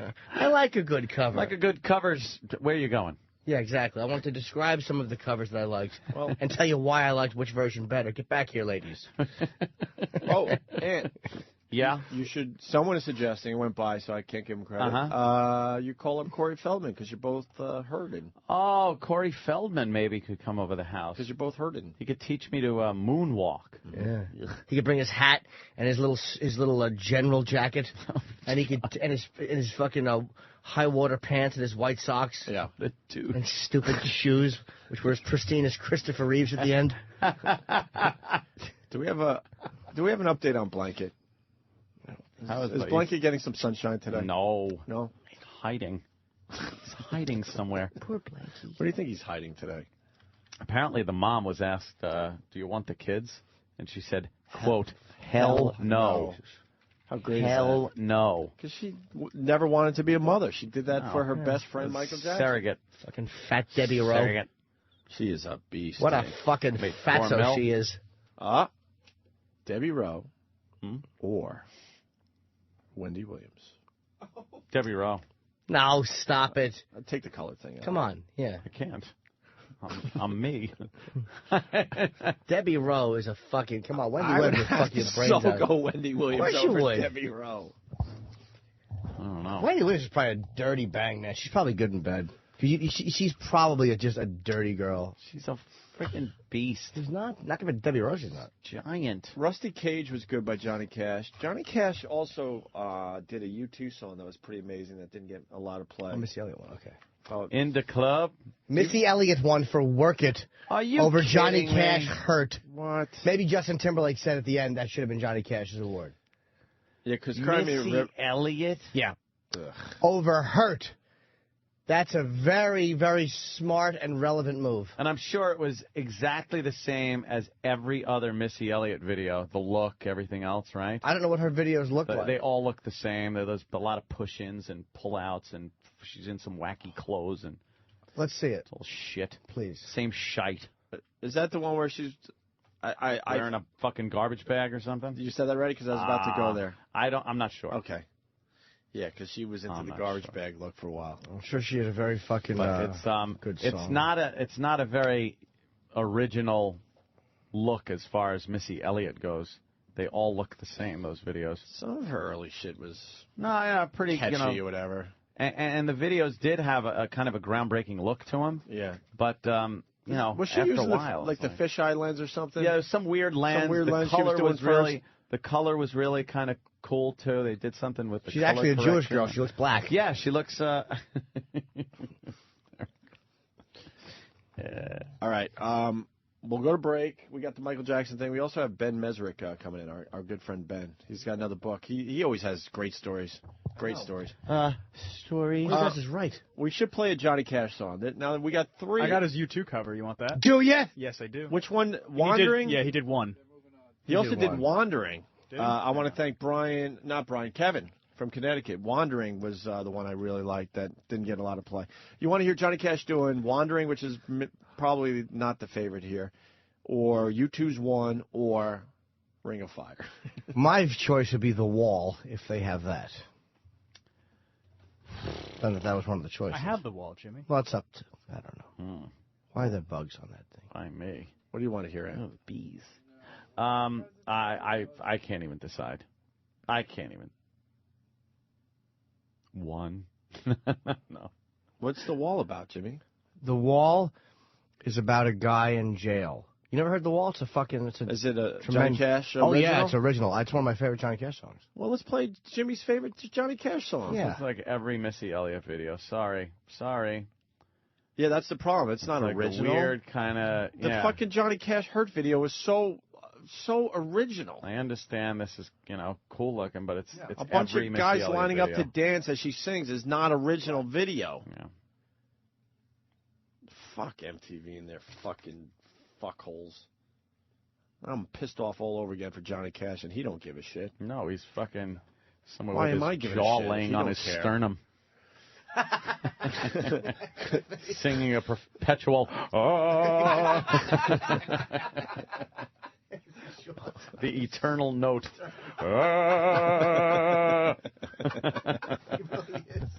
Man in black, he's got dirt in his long fingernails. Fuck him. Beat it, hillbilly. Take a dirt nap and hit the fucking bricks. Enough of you. It's Johnny Cash. Oh, shit. Fucking crooning jizz bucket. Glad he's dead. Holy shit. And we never liked that wife of yours. Fine way to end a tribute. All right, why don't we play Jimmy's favorite Johnny Cash song, or one of his favorite Johnny Cash songs? We'll go with The Wall. And can we follow it up with Ring of Fire? I'm all for that. Happy. I fell into a burning ring of fire. That's a short one, too. All right, Ring of Fire is dedicated to Opie's dumps in the morning. Oh, thank you. Yeah. Thank you, sir. Here we go. Wall. Wall or Walls? The Wall. The Wall. The Wall. Johnny Cash. Opie and Anthony. Jim Norton. There's a lot of strange men in cell block 10, but the strangest of them all was a friend of mine who spent his time staring at the wall, staring at the wall. As he looked at the wall, so strong and tall, you could hear him softly curse. Nobody at all ever climbed that wall, but I'm gonna be the first. I'm gonna be the first. Well, the warden walked by and said, son, don't try. I'd hate to see you fall, for there is no doubt they'll carry you out if you ever touch that wall, if you ever touch that wall. Well, a year went by since then. Isn't that the truth?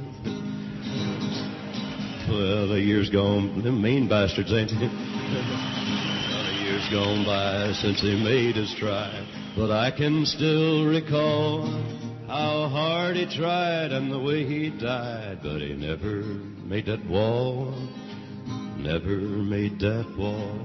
Well, there's never been a man ever shook this can, but I know a man who tried. The newspapers called it a jailbreak plan, but I know it was suicide.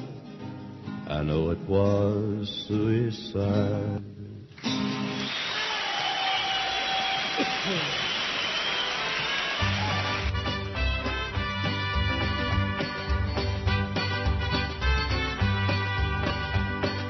Love is a burning thing. and it makes a fiery ring. Bound by wild desire, I fell into a ring of fire. I fell into a burning ring of fire. I went down, down, down, and the flames went higher. And it burns, burns, burns, the ring of fire, the ring of fire.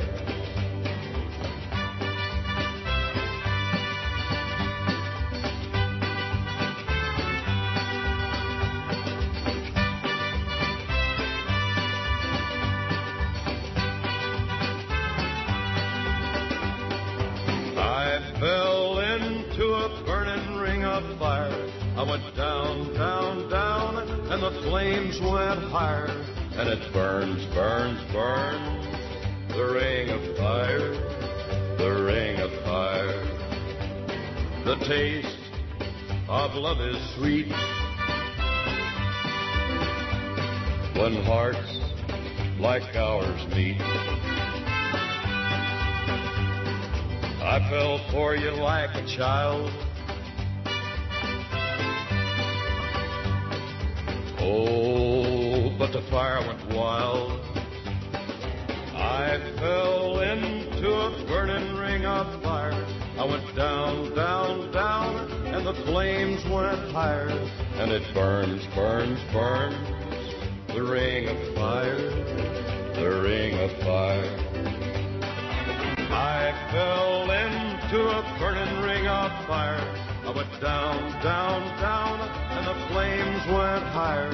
And it burns, burns, burns, the ring of fire, the ring of fire.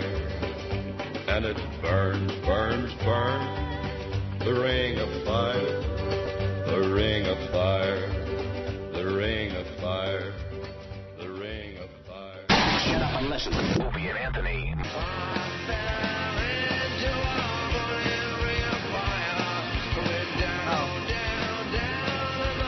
Is this Johnny Rotten? Sex Pistols? No, it's somebody help me. Social Distortion. And by the way, I don't know. Social. That version of The Wall was missing a verse. That was just a live version he probably did in a prison. The one I wanted to hear, which we didn't have, was a studio version. Why would you have the studio version, right? I know. Why would they? Johnny Cash. Let's get Ben Mesrick in studio. Yeah. Another book. Another book by this asshole. Hiya, Ben. Hi, Ben. You write about some interesting stuff, man. I loved your book. Oh, thank you. Oh, Thanks, man. wow. Look at that. A little mutual Look, one author admiration talking to thing another. going there. I think he's awesome. Thank you. Yes. You haven't read our book yet? No, not yet, but I have it. Once we write You have our book? I think somebody sent me it. Yes, you do. Yeah. You should read it. It's a very good book. Yeah. Definitely. Yeah. A lot of good stuff in there. God, Ben, we haven't talked to you in a while. The Accidental Billionaires. The Founding of Facebook, A Tale of Sex, Money, Genius, and Betrayal is the name of this book. Wow, that's a long title. What's going on? There was it's more wanting to get sex and getting money. Geeky kids at Harvard who stumbled into the biggest company they could imagine. Isn't it always the way? Yeah. God, those geeks. And we even said it years ago. It's like, yeah, they're the guys that'll inherit the earth.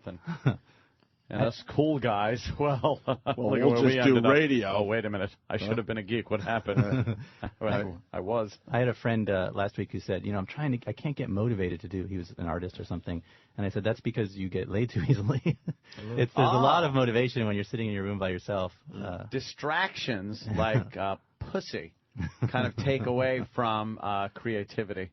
Yeah. Yeah. Okay. I can understand. Do you think is Mark Zuckerman married? Zuckerberg. He is not. How do you say his name? Mark Zuckerberg. Oh, Zuckerberg. I'm sorry. Yeah. Is he married? He's not. He's had a girlfriend throughout the whole process of when he created Facebook. From the very beginning, and he's a very interesting guy. Socially, he's not normal. Sure. He was a very awkward, geeky kid who's into his computer. His computer is kind of his best friend, and he, as he became the youngest billionaire in the world, his life changed pretty dramatically. I mean, there's a scene in the book where he goes home with a Victoria's Secret model. There's a scene in the basement of a Harvard dorm where him and his friend Eduardo, who co-founded Facebook, they're getting like groupie girls because they became famous on campus.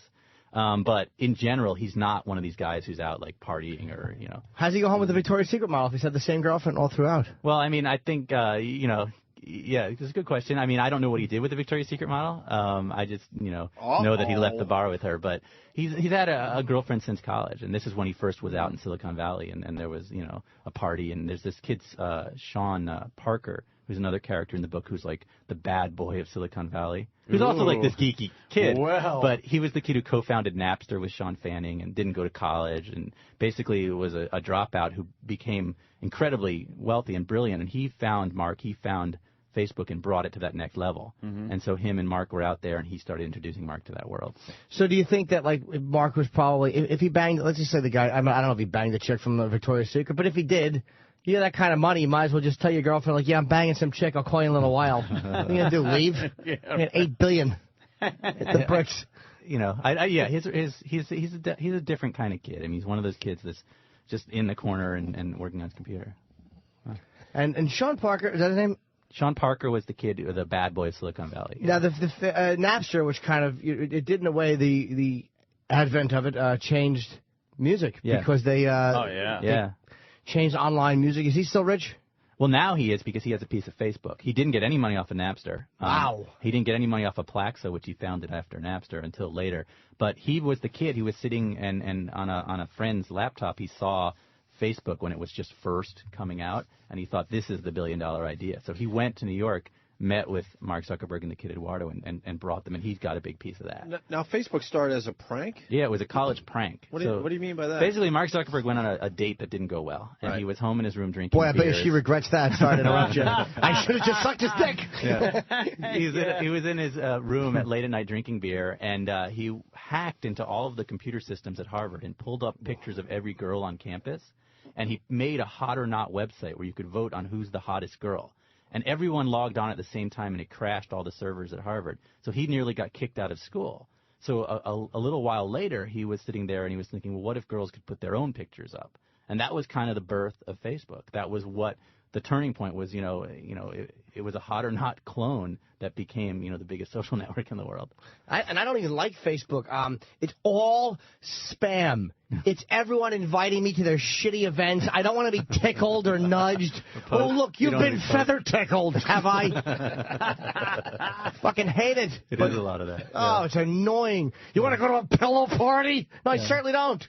But send me a picture of your clit. There's still a lot of people that enjoy the Facebook. It's huge. That's ridiculous. I mean, people in high school and college live on Facebook. Of course. Yeah. It's changing the world. It's changed. I think Facebook has changed the world. It's the next evolution in human history. I mean, it is. MySpace, then the Facebook. Well, MySpace is nothing like MySpace. No, I know. On the, sure, you're right. Yeah. But it started. I mean, everyone jumped on, MySpace, then went with Facebook, and then Twitter's sort of, right. An easier version. Yeah, Twitter's more like, But this Facebook has changed the world. Changed the world. I forgot who I was talking to recently, but kids being born right now, their whole lives are going to be on the internet. 100%. Their whole fucking lives. We have to find like an old shoebox of pictures and go, you know what, I'm going to put a few of these up there. But now kids today, their whole life will be up there for everyone to read. And the other thing is kids don't think about privacy the same way we do. I mean, all sexting? this like scandal about people on Facebook you own your pictures. Kids don't care. They want to be. Everyone wants to be famous, and Facebook is a way to just throw yourself out there. So Facebook has become this way. It's gotten rid of privacy essentially, and people like that. What's the difference, do you think, between MySpace and Facebook? Well, MySpace is a branding thing. It's all about look at me, look at me. You throw your music up there, or you throw your. But it's not a social network. It's basically a website. Right. It's not like you don't live your life on MySpace. You might hunt for girls on MySpace, but you're not living on MySpace. People live on Facebook, really? People live. I'm talking 4 or 5 hours where a day. Where have you been, Jimmy? In college, high school, and also people in their 20s. You get on Facebook when you get home from work, and you're on Facebook until you go to bed. The weird what thing do you is, do on it? It's fucking. I don't get to see my family as much because I live in the city, and they got their own lives. But then when we get together for like family events, and my girl, like, she knows exactly what's going on with everybody else, and they're like, oh, how did that thing go? And I'm like, how do you know all this shit? Like, while we're communicating with this Facebook. You communicate, you look at everyone's pictures. When you put your pictures up, everyone knows that your picture's up, and so they see your pictures. So if you go to a party, it's like everyone on your Facebook friends will all go to the party with you because they'll see it as soon as you get home. And they know what you've been up to. Everybody knows everything. To the party. Yeah. So That's weird. necessarily good. It's not necessarily. No, I don't know if it's good or bad. It's just I just find it very strange. I always like thinking about how this will affect things in the future, because this is kind of the beginning of it, the beginning of social networking and being able to communicate instantly with a shitload of people. Yeah. And what's that going to do, 10 years down the road? What do you think? Well, I think Facebook gets bigger and bigger and bigger, and pretty soon the whole world is on it. And you live in your house, but on Facebook. So you don't have to leave your house anymore. Like that. You can, there is that aspect of it. I think it's great. Listen, I love Facebook. I think it's really cool, but it's definitely, it's going to change all social relationships. Like, you will find people to date via friend networks on Facebook. And you'll live on it. You will live 4 or 5 hours a day, every day on Facebook. Do you watch the news anymore?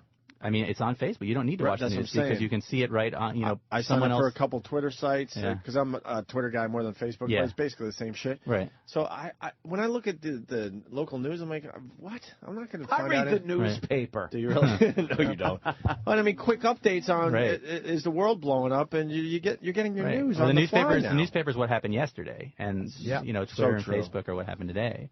So there's definitely that. It's like you village to city to Facebook. It's the next step, I think. I think it's a part of it. Is you said it's a piece of human evolution. It's like it's becoming one collective consciousness, if that makes sense. Yeah. Where everybody can communicate with each other. Now we can communicate silently through texting, through emailing, and it's a part of everybody kind of connecting on one level of consciousness. Eventually, computers or this is going to be somehow tied in with people through evolution. And Ben, we say it, the listener's going to puke because we say it all the time, but at this point, we barely use our phones to actually make a phone call. Oh, yeah, you don't have to talk to anybody. When it rings, isn't it a weird feeling? Yeah, I don't have a ringer on. I turn my ringer off. Why are you calling me when you can text me? Nice app for the iPhone for Facebook. Yeah. And there's my little Facebook. Right. Yeah, you're right on there. And you're just on there on your phone. Like you said, it's not a phone. I would love it if I didn't get so many dumb Evites because it's harder to block people.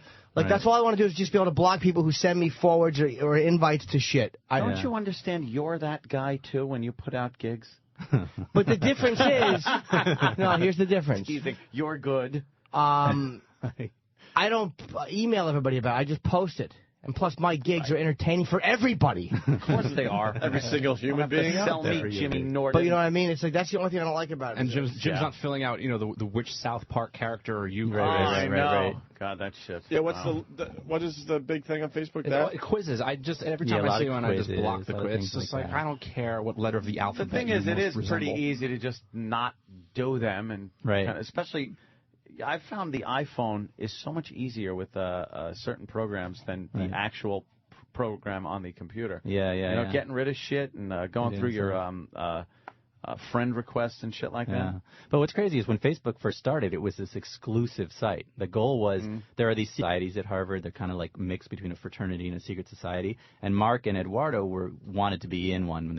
Eduardo managed to get in, but Mark didn't. So they created Facebook. At first, you had to have a Harvard EDU. You could only be a Harvard kid. Then they moved it to Stanford. They moved it to a couple other schools. And this exclusivity actually is the reason it grew so quickly because everyone wanted to get on it because they couldn't.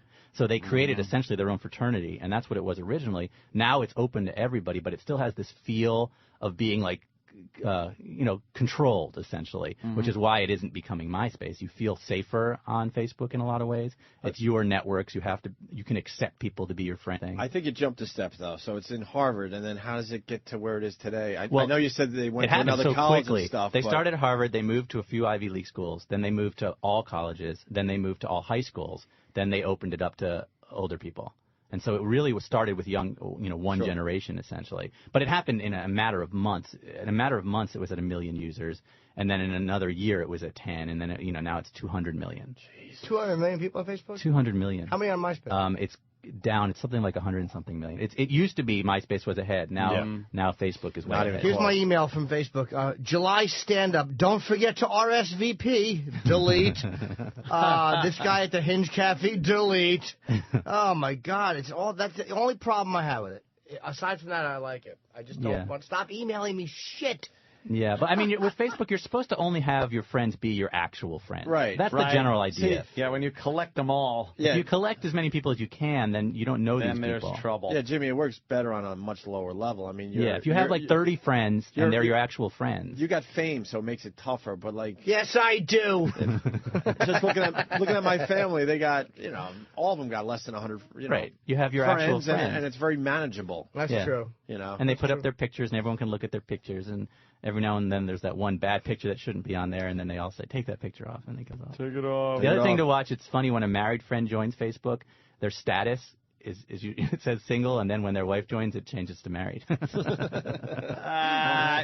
a lot. People certainly do like checking that out. It's kind of funny. Where does Facebook go, though? Well, I think it just keeps getting. It's going to incorporate Twitter in some way. They're obsessed with Twitter. They changed their site to look more like Twitter. Right. So it'll probably swallow Twitter at some point. And I think it just keeps getting bigger and bigger and bigger. I really think there's going to be 1 billion users in a year or two. I think it's at the beginning, like you said. I mean, this is the start, not the end of Facebook. And Facebook just grows and it becomes your whole life. Right. There's no reason to, like, if you want to go to a restaurant, there's no reason to Google that restaurant because your group of friends, someone probably knows that restaurant. And sooner or later, all of your, what you do in your life is going to come from Facebook. But let me ask you about Facebook, because eventually as technology gets better, eventually typing to each other is going to seem very archaic and not communicating in real. Like, eventually this social networking will be everybody is on like Pal Talk screens in a way, and then it will be holograms, and then it's going to keep getting bigger. Don't you think social networking will take fame away too? I mean, everybody can be famous in their own little world. I think that's the idea. But then it's less important to actually look at famous people. You know what I mean? Because you're trying to build your own individual you fame. want to be. Well, if you talk to high school kids and college kids, everybody wants to be famous. And so Facebook is a way that in your group you can be, as famous as you want to be. But, yeah, I think fame certainly changes with Twitter and things like that. I mean, the idea of a relationship with your fans is changing now. Sure. Your fans want a piece of you all the time. But, America is obsessed with fame. I don't know how that is ever going to end. I mean, that's American royalty is fame. So that will always be a part of it. But I don't know. It's a wild story. I mean, I think how Facebook got founded, these kids, it just kind of blew me away because I knew nothing about it. And as I dug into it, it was really wild. And they're now billionaires. I mean, yeah, they're 25 years old is the crazy thing. And Mark's not even, he's still a kid. And he's the youngest billionaire in the world. And Sean Parker's running around New York City, and he's worth, God knows how much. And he's just like a rock star. And it's a from being, geeky kids. I admire it. And you sat in your room and who doesn't? Yeah. And then I was a geeky kid in Harvard in the same place as them, but I wasn't smart enough to come up with something that made me a billionaire. But dude, these ideas were right there for the taking, too. Yeah. I mean, the moment was there. Oh, yeah. They were right there. Someone had to think of it. Yeah, but it was simple. It wasn't That's something, it really, it's great. Hey, I got to ask you about, I still call it Bringing Down the House. Yeah. The movie? 21? Well, did you like what they did to your book? You know what? Here's the thing. I actually loved the movie, and I loved it because I thought it was a lot different than your book. Very different. Spacey was great. Spacey's amazing. I think Jim, the main kid, is great. I enjoyed it. It was a different movie. It was like a Hollywood. You know what? They didn't make Rounders, and in a lot of ways, I love the movie Rounders, but I was kind of happy because Rounders was aimed at poker players. They could have made a movie aimed at blackjack players. They went, young, and they went. And it was #1 movie for a couple weeks. I'm not going to lie. You know by now that I was a huge fan of Bringing Down the House. Yeah. I loved the book. I was confused by the movie because it wasn't the book. It went away from the book so much that I wasn't sure if I liked the movie. You know what? It was flashy, and it was a different. I saw it as sort of a different project in a lot of ways. I mean, it was really. Different title, different movie, but I had a great time with it. I didn't have any power, obviously, because I'm the author, and the author is like the lowest, it's like below the caterer on a movie set. Story. Right. Goodbye. But I'm sure you're happy that one of your books was made to a movie and it did well and all that, and But as a creative person, is it frustrating to watch your original work and they're kind of making it different? You know what I'll say? Without you having a voice. I don't live that way. I write the book, I hand it off, and I say, "This is your project now. Turn it into a fun movie." Okay. And I think Kevin's fantastic, and I think he did a great job. And they changed that character, and that was the big change, I think, because he plays this fantastic bad guy, and that's his niche in a lot of ways. Sure. And so I thought it was awesome. I really loved it. I saw a screening of it, and I was like, this is great. And I know why people don't like it, and I love the movie Rounders, too, and I understand why it's different, though. You know, I think bringing I'm down the not house... saying I didn't like it. Yeah. I'm just confused that it was different. It was so different. I think in if my you eyes. made Bringing Down the House straight the way the book was, it would have been a smaller film. Really? I think it would have been more of like a really intellectual kind of smaller about MIT geeks who were like, you know, number theory and all this. I think it would be a different movie. Okay. But I mean, I understand why people feel that way, but on the whole, people liked it. So it did very well. It did great. So I just had this to movie, ask you. we're making Accidental Billionaires too. It's the same studio, and it's Kevin Spacey producing with Scott Rudin. And Wait, you're already making this into a movie? Yeah, the so book that's Aaron out now? Sorkin, Aaron Sorkin adapted it while I wrote the book, which might be the first time that's happened. He handed in the screenplay, and it's supposedly fantastic. And I've read that David Fincher is directing it, which is like a god. So, and Spacey, Rudin, Dana Bernetti, and Mike DeLuca producing, and Who's in it is Mark Zuckerberg. you know, I've seen on the internet, I've seen them talking about either Shia LaBeouf or Michael Cera. But I don't know what's real or not. As I said, the author is the lowest person on the level, so I don't know anything. But if Fincher's directing and Sorkin wrote the script, they can get just about anybody. I think Sarah would be awesome. I think Shia LaBeouf would be a cool Sean Parker. But you know, who knows? It's going to be anybody they want. Ben's doing well. Ben's worth $2, huh? Damn. Nobody wants to make my fucking books into movies. Oh, all right, who plays hooker Jimmy. number 304? That's that guy. Have you been anywhere interesting lately? You always come in here with some good stories of traveling. And... Yeah, I've been to some crazy places. I mean, you know, this book just was basically running around like Silicon Valley and Harvard. I was hanging out at like secret societies at Harvard. I was like the old guy in the corner. But in terms of like my travels, did you see anything cool at Harvard that you didn't Well, you know, expect? there's one element I write about in the book is called the fuck truck, which is the finals clubs at Harvard. Harvard is not, there's not a lot of hot girls. It's not like the coolest place in the world. Let's put it that way. Well, it's a bus that goes from... So there's a thing called the fuck truck, which goes around to all the girls' schools.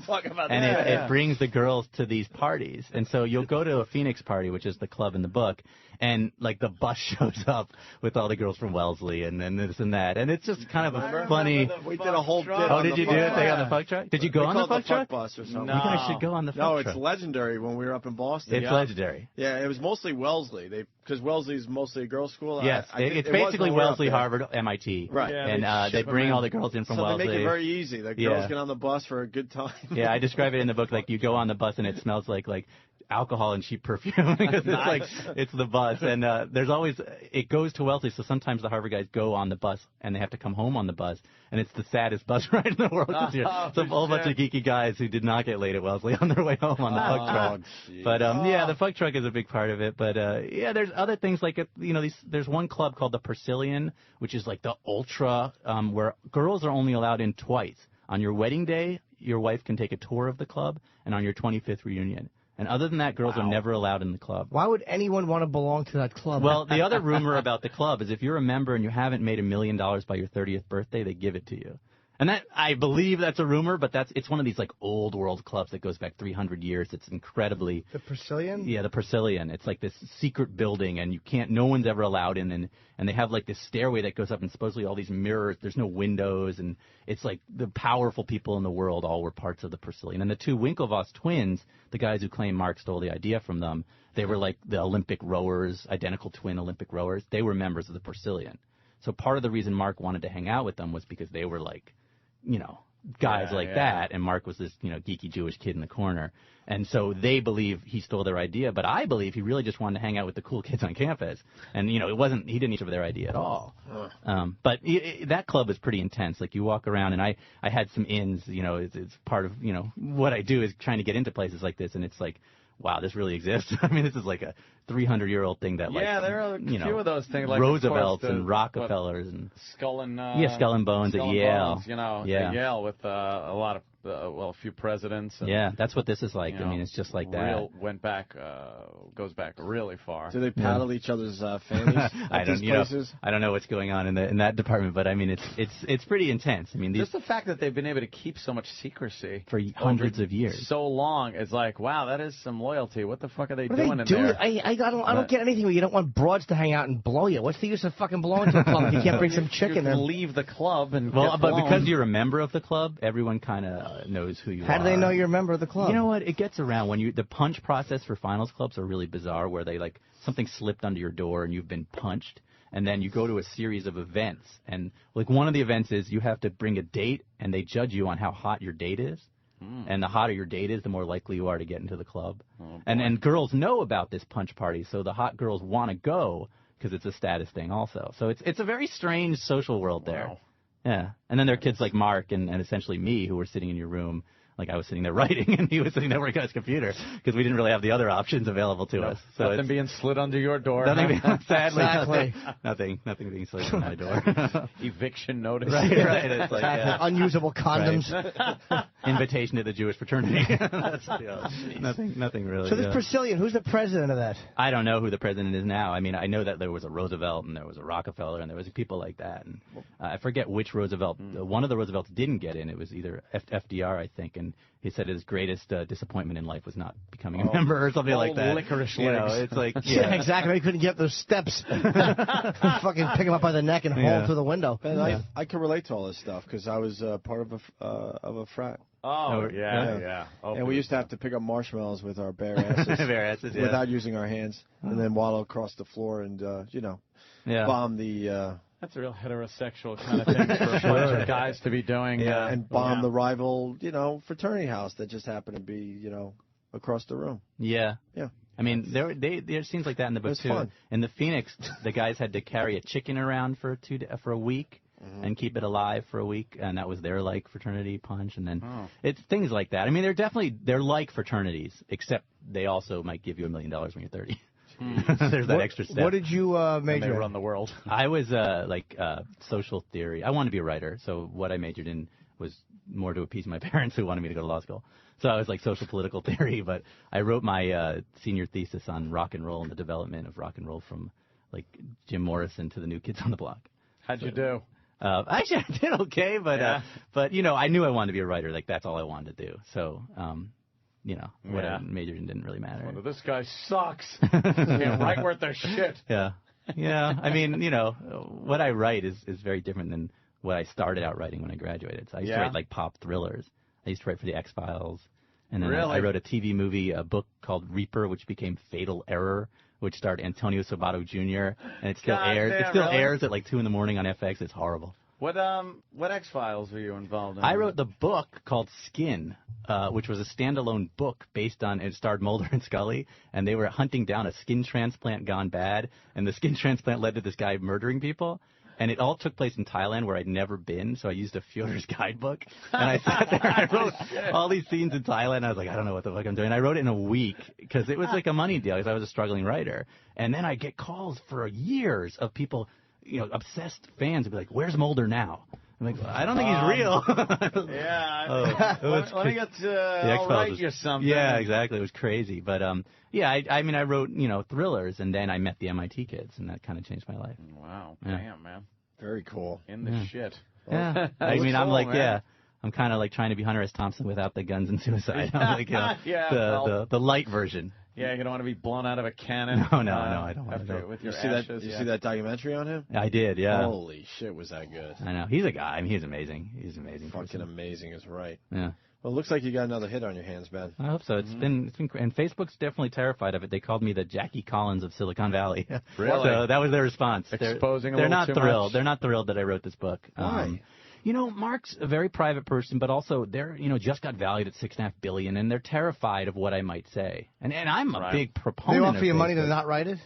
I was hoping they would. No, they didn't offer me. They didn't offer me any money. They didn't go that route. They basically they were very nervous, and they sent me we were in contact the whole time. But then when the book came out, they were like, who got betrayed? Because the subtitle, they didn't like the subtitle. Betrayed. Who's betrayed? But I think Mark's a genius. I do think he shed friends along the way. But I see it more like Superbad, the movie, where there were these two good friends, and suddenly, it fell apart because they started to get laid and get rich. Yeah. I read the book. I'm amazed. I did not know that Facebook was a front for kiddie porn. No, I did not say that. It was just unbelievable. It was right there. I don't think that's in the book. No, but I have heard that you poke people on Facebook. Yeah. That originally was about sex. That on the campus you would poke the person you wanted to have sex with, really? And then you'd have a meeting. I don't know if that's true or not, but that's the rumor that I heard. That's how it started. Well, it doesn't work anymore. It don't matter who you're poking. Are you doing a book signing there, Ben? I'm doing it in Boston. I'm doing on Thursday night at the Brattle Theater. Tomorrow, 6 p.m. Oh, that's tomorrow, yeah. And then I'm doing something in Baltimore next week, and I'm doing I'm on the doing everything. I don't know what I'm doing, to be honest with you. But I'm in Baltimore on Tuesday night. I'm doing Thursday night in Boston at the Brattle. Cool, man. I love Boston, so it's great. I'm Googling my uncle. He was a Harvard Law graduate many, many years ago. He graduated with very high honors. I'm trying to see if he's a member of that weird club. Oh, yeah, find out what club he was in. I think he was in one. The Fly, he probably was. The Fly was the other, like, big, kind of scary one where I have a friend. This is actually a bad story. But I have a friend who is, who, they're going to come after me. I don't know. This kid who was joining the Fly, and they had this big party, and he got ridiculously drunk and fell down the stairs and landed and was lying near coma. And supposedly they were all standing around trying to figure out whether they should go bury him out back. But no, supposedly they brought him to the hospital and everything was fine. But that's the story I heard. The story I heard was that it was like, we can't get in trouble because we're the Fly. And but he ended up becoming a member of the Fly and loved it. But the Fly is like one of the other intense ones. Yeah. I went to one party there, and it was like, I felt so out of place. Why? Because everyone's in tuxedos, and everyone's like wasps, and they go back 100 years at Harvard. And, the Phoenix was the one club where a kid like Mark could have gotten in if he was more social. They allow different types of people in. The Persilian and the Fly, were much more, like, intense. Well, the Persilian, how do they have... Niedermeyer would have gone there. And yeah, I mean, Persilian was like, you had to have been in Harvard 300 years. Yeah. How do you have fucking parties with chicks there, though? Well, who knows what they really do upstairs. But there's a one room at the bottom called the Bicycle Room, and that's like a pre-party place where girls are allowed. It's not really attached. It's like on the outside of the building. And then the members can go upstairs, but the girls can't. The cool thing about the Phoenix is a member can bring a girl upstairs. So the girls all come in, the party's in the basement, and then if a guy likes a girl, he can bring her upstairs. But guys can't go upstairs if they're not members. So the guys who are in the Phoenix control the flow of women up and down the stairs. So the weird thing is... it's great to join if you can get in. It sounds tiring. Exactly. It sounds tiring. It does. What else are you going to do? You're rules. you're You just in college. You just want to do some pussy diving. But you forget, this is Harvard where there is... The odds of getting laid are so incredibly small. Right. My first party at Harvard, I had a friend who was visiting me from Cornell, and we get to the party, and it's 200 people jammed into a dorm room, and there was a keg, and no one knew how to tap the keg. Because none of us had ever gotten drunk in high school. We didn't know what to do. And my friend from Cornell was like, "Are you guys serious?" and had to go and tap the keg. Wow. So that's a Harvard. That's a regular Harvard party. What the hell is this? Yeah. I don't even know what this is. Well, because we were all the kids who never were invited to any parties. So Yeah. we get to Harvard, and we throw our own parties, but... I didn't even know how to get it. We don't know how to get a keg. I mean, how does that even happen? Yeah, how do you even get one? Where does it come from? Does it come from you walk into the store and say, how do I get a keg? Oh, shit, that is geeky. It was really bad. I fully admit it was really bad. Yeah. Well, like we were saying before, look who made the money and Facebook and things like that. Yeah.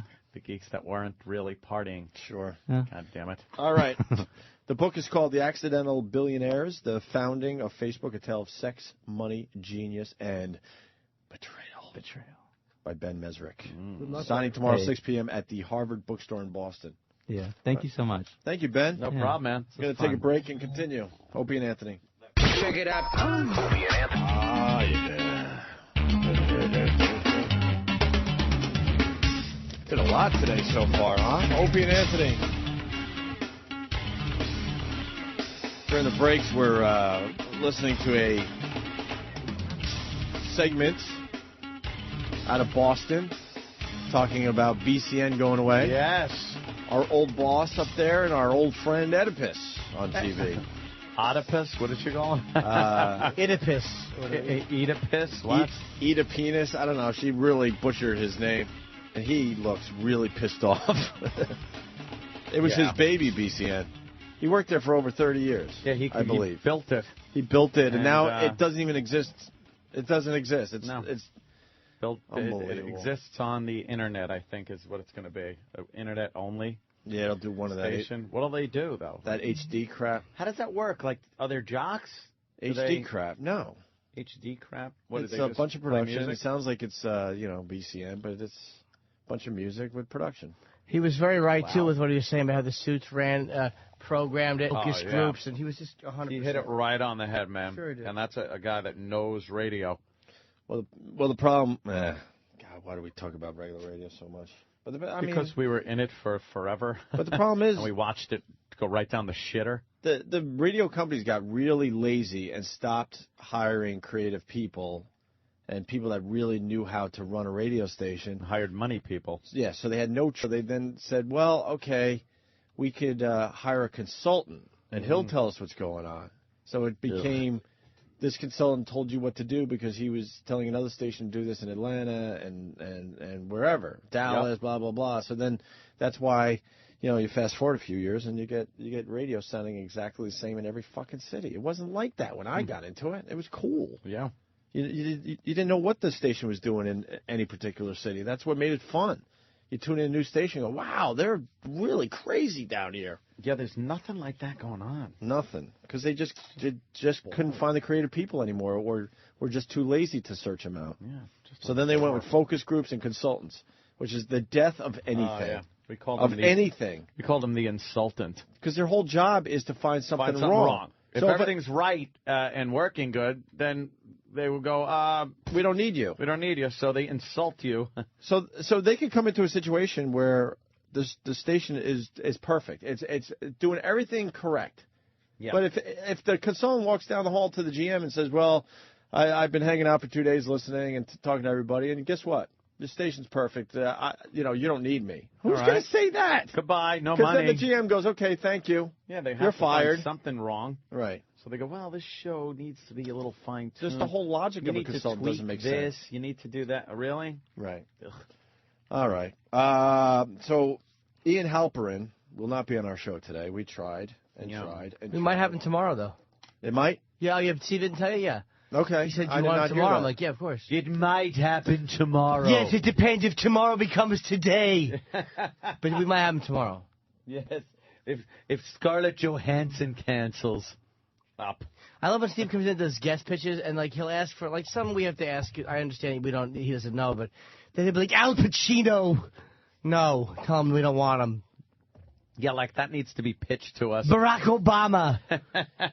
Do you want Osama bin Laden? No, don't get him on the show. No. We don't have time. He's not doing a lot of press. Yeah. We don't. We have duty jokes to get to. Yes. Sorry, we can't do that interview. Matthew McConaughey.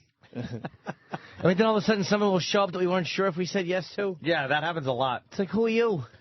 Who's coming in today? He goes yeah. There's an author of a book about lug nuts. It's like, did we ever say it? No, you did. It's like we would never say yes to an author about a book about lug nuts. But just so Ben, if you're listening, this is not really directed at you at all, actually. We had a good interview. But just so Ben knows, we like him. No, I was just saying. I just saw nuts and booked it myself. Yes, because I know how delicious they are. Yes. I got to tell you, I filmed the guest pitch meeting yesterday, pretty much as a goof. Oh, yeah. And then I threw it up there, and it got a what great response. The fuck? People really loved it. Mm-hmm. Just us, Steve just pitching guests and us giving our comments. There was some hilarity in there. It by got the way. The achy breaky heart that they came up with. Does this achy breaky your heart? If you want to check it out, I got a YouTube channel, Opie Radio. But I threw it up there maybe a couple hundred people will find this interesting. They're like, no, one of the best videos you've posted so far. I'm like, what? Yeah, because you know why? It was honestly just video. No one was sitting there playing to a camera. Hell it was just that's what happens at a pitch meeting after the show. That's exactly what it's like without any added shit. And people are shocked at how we really feel about certain individuals. Oh, I know. They're like, Jesus Christ. I thought you guys were friends. I think that's cool, though, that we left that in. You know what? Hey, some people we fucking just, we don't want them on the show right now or whatever. So we go, no, fuck it. I'm going to make that a series because the honesty is so great. Oh, I know. It's brutal. So great. And I had to cut down the video. Maybe I'll make a part 2 because the slick, what's his name? The fucking Slick Rick. That part didn't make it, and a few others because you can't have. How long was the video? It still was over 4, which is like an eternity on the internet. Very these watchable though. It's funny. Yeah. Absolutely. And people were wondering why you were under the console and Sam was I know, smiling. Yeah. Sam all these little things under the console. All these little things they picked up on. Because I unplugged my computer, which is plugged in under the console. So I crawl under the console. Sam's smiling. And then I just come up out of the... Inside stuff. But, the message. Yeah, that was got out funny. there. Yeah, so check it out for yourself if you want. Die. Yes. By the way, that guy. to let you inside the show a little more, when all of a sudden you hear us just talking to imaginary people, we're really talking to people that are walking down this long hallway. Yeah. Sometimes we'll comment on, a girl's fine rack. Yeah. Or we'll tell someone that he should die because of what he did to us 10 years ago. The gauntlet. Right. The gauntlet of people that walk past our studio. Yes. I'm Googling my family. Like, people I haven't, like, my cousin wrote a book on, like, Indian prostitution. She's like a religions major. Oh. No. She's like a religions major. She knows all about religion, and she wrote like a book about Indian prostitution. I'm like, what a disgrace I am. Really? Yeah, well, no, you're not. No, I mean, I'm not, but I mean, I definitely talked to him in many selling years. author. Yeah, Jimmy. But it's like, I must just be a laughing stock. Let it be known, too, I'm being reminded that Jimmy's line about Seth Green killed, too. What was that? I don't want to say it. I want to say it. All right, make him go to my fucking YouTube channel. Well, they'll go anyway to hear me say it. What are they? Well, Danny set you up nice. Danny, what did you ask about? We weren't sure if we should have Seth Green on the show again. And I think we're going to end up having die, give us our TV back, give us our TV. Should we call him in? Let's call him in asking for our TV. No, Why not? What's our TV? Maybe he wants to come in and take a walk down memory lane. Hey, give us our TV. You don't need it. Hope you could hear that. I think you can. So I think we'll probably end up having Seth Green on. But Danny, what did you say about Seth Green during this video yesterday? That what he might be plugging? No. You were setting up Jimmy's fantastic line, but I don't know exactly what you said. I don't remember it either. Still is. You're right. Almond left. You're right. You want me to ask for performance? Oh, no. Yeah, ask for performance. Cracker's broken. We got to get to the Seth Green. Jimmy just leaned over.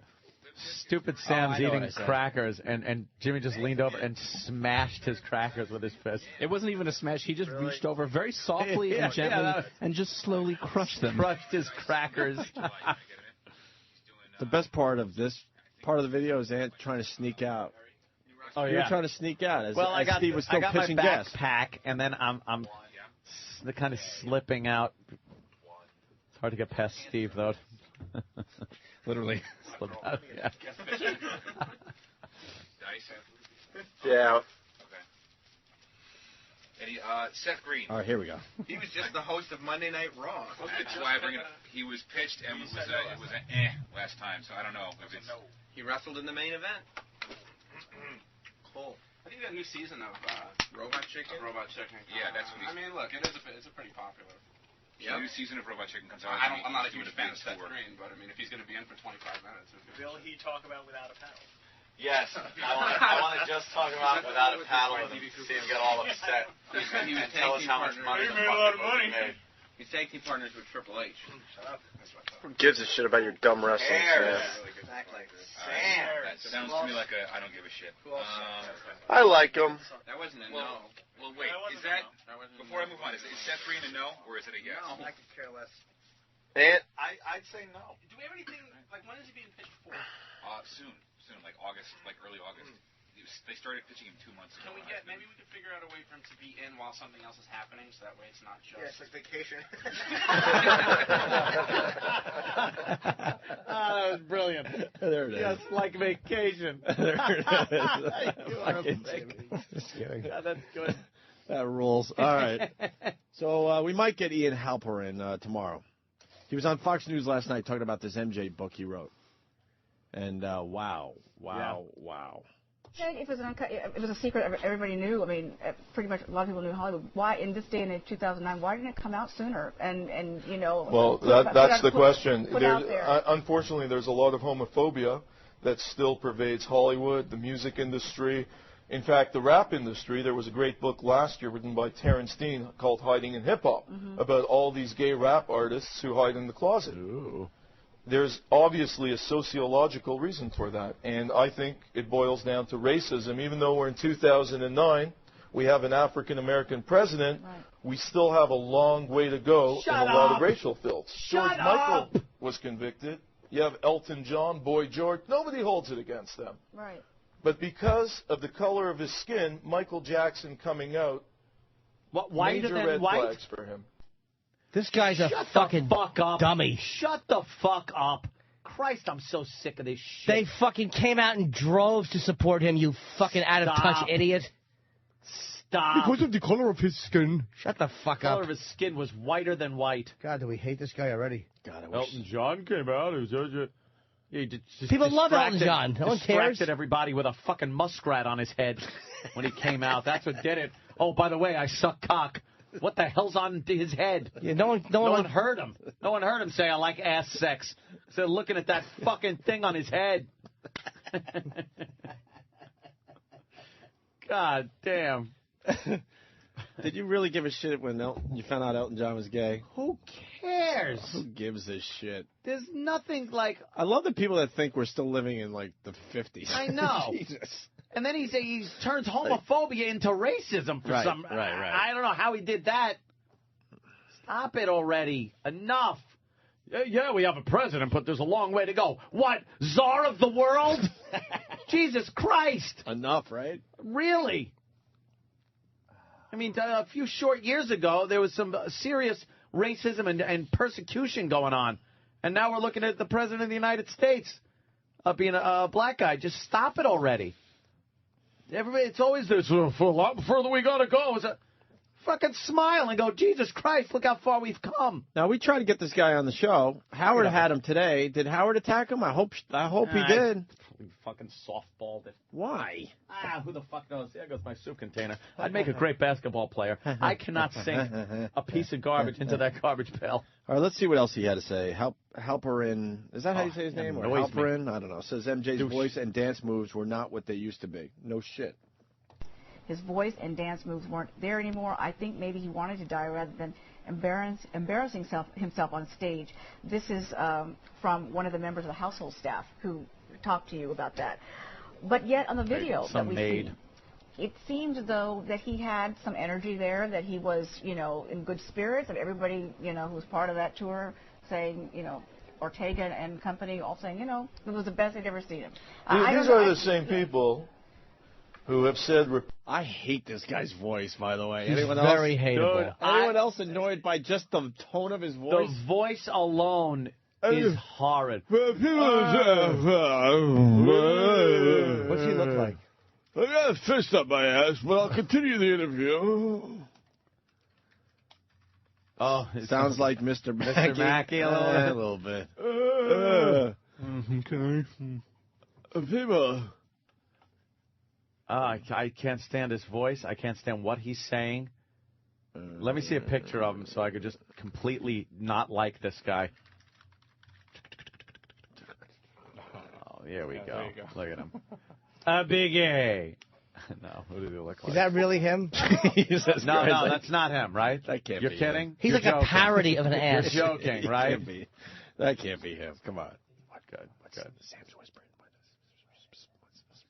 FoxNews.com. Self-hating. Yeah, that's good. What's up, Sam? What's the matter, Sam? Because the color of his skin.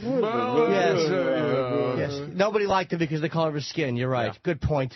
Yeah. You fucking blithering idiot. The same way they didn't like powder in the movie.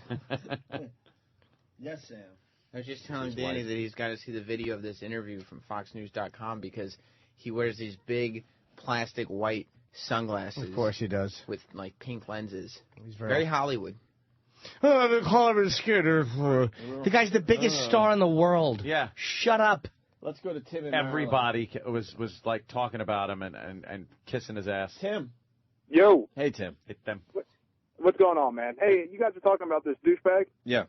I was listening I've flipped between Howard and you guys in the morning. Howard really just threw him kind of softball questions, man. He really didn't dig into them like you guys should have. Yeah. That's why people have got to stop with If he gets here. that we're doing the same show as Howard. Our show is so fucking different, I can't even tell you. How do you listen to that voice and what that guy just said and not attack this douche? Dude, he is such a moron. I mean, he's talking, it's the color of his skin. No one gives a shit. No one gave a shit. No one cares, man. If there was a more accepted black/white guy, it was Michael Jackson. Exactly, man. I agree with you guys 100%. All right. Thank Hey, guys. Trying to make controversy. And get him on the show. Wouldn't it have been better at that point to to come out of the closet and say you're gay with all the pedophile charges and everything else? Yeah. The fuck is this guy talking about? No, it wouldn't have helped his cause though, because people see a lot of gay guys as pedos anyway. Like there's that misconception that if you're gay, you're more dangerous around kids. So that would have just hurt his cause. Misconception? Look at the sunglasses. Yeah, that's fine. Jimmy, you like the sunglasses? That's great. He's How so can you? cool. He's just silly. He's like a silly Video looking killed the radio star. Yeah, he's in the buggles. man. Really, the color of his skin. All right, let's. Looks like one of Biff's cronies. You're a Biff crony. These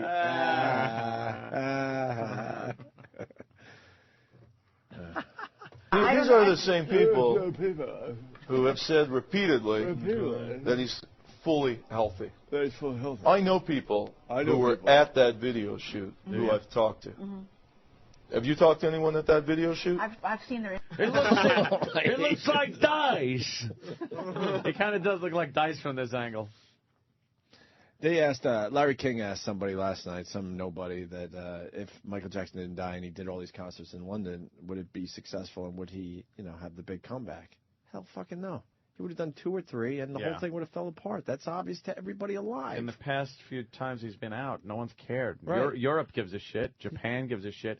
United States could be like your old hat, your old news.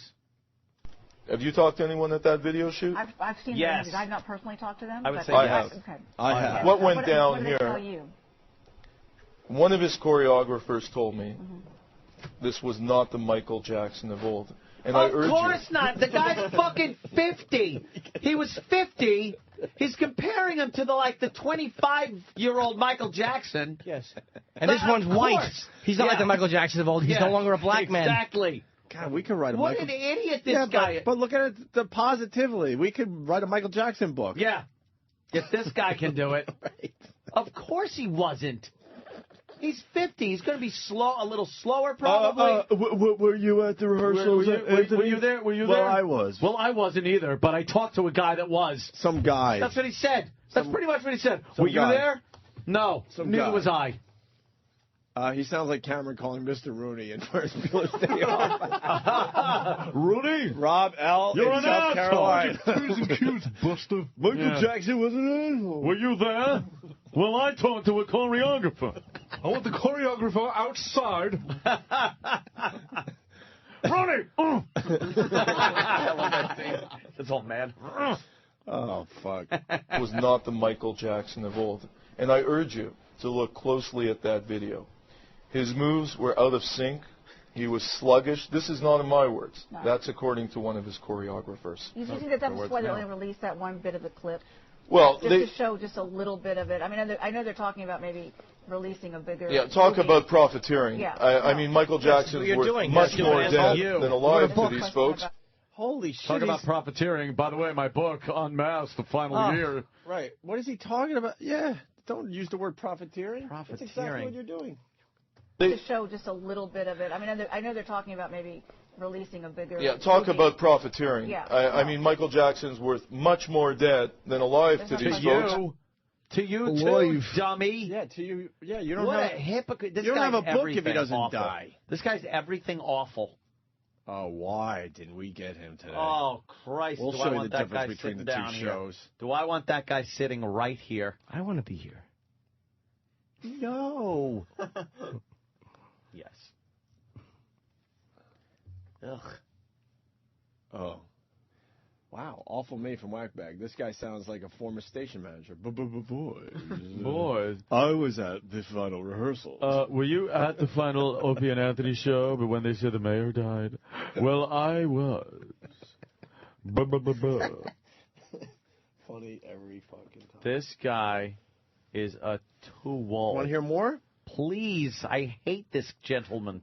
I'm not even going to tell you what this next track's about, because when you hear it, you're going to fucking blow a gasket. All right. I'm very curious also about the final years with Joe Jackson, the relationship. You know, of course, people are taking aim at him right now, and I think sometimes, my personal opinion, rightly so, because it seems like he's trying to profit off of his, in the aftermath of his son's death and the concerns about the children. So that's sort of my personal opinion. We there got at that it. moment. But what was that relationship? You seem to like? think we're all trying to profit, but that's fine. With all due respect, I'm not saying, mean, I'm yeah. saying it because there are so many people who do love this man and they respect his. It's very fair comment, his and image and everything else. the way I'll answer that is very simple. Okay. I urge the Jackson family to take a step back. They have made some grave errors since Michael has died. Joe has come out and said he wants to start. He's starting his own record label. You said that a couple of days after Michael was dead. Yes. It's outrageous. He's already, and he wants to sign some of the children and possibly put them on tour. This is not the time to be making those decisions. What time to be has to writing a happen here fucking right book. now is to find a stable, comfortable environment for those three precious children. That's where their energy should be focused right now, and not making these outrageous public statements. Outrageous public not statements. You selling said their the guy stories to the sucked paper. cock, you dummy. It's in a book they could read, you fucking asshole. The guy said he sucks a dick. And says what? Put dresses on to go out cruising for guys. What did he say? The King of Pop's going to lick your lollipop? Yeah. That comes from your book, asshole. These three precious children. Right. You fucking asshole. The biggest hypocrite ever. This guy is It's not time douche. for any of that. He sounds like Frankenfurter. This is creepy. Well, it's not so bad.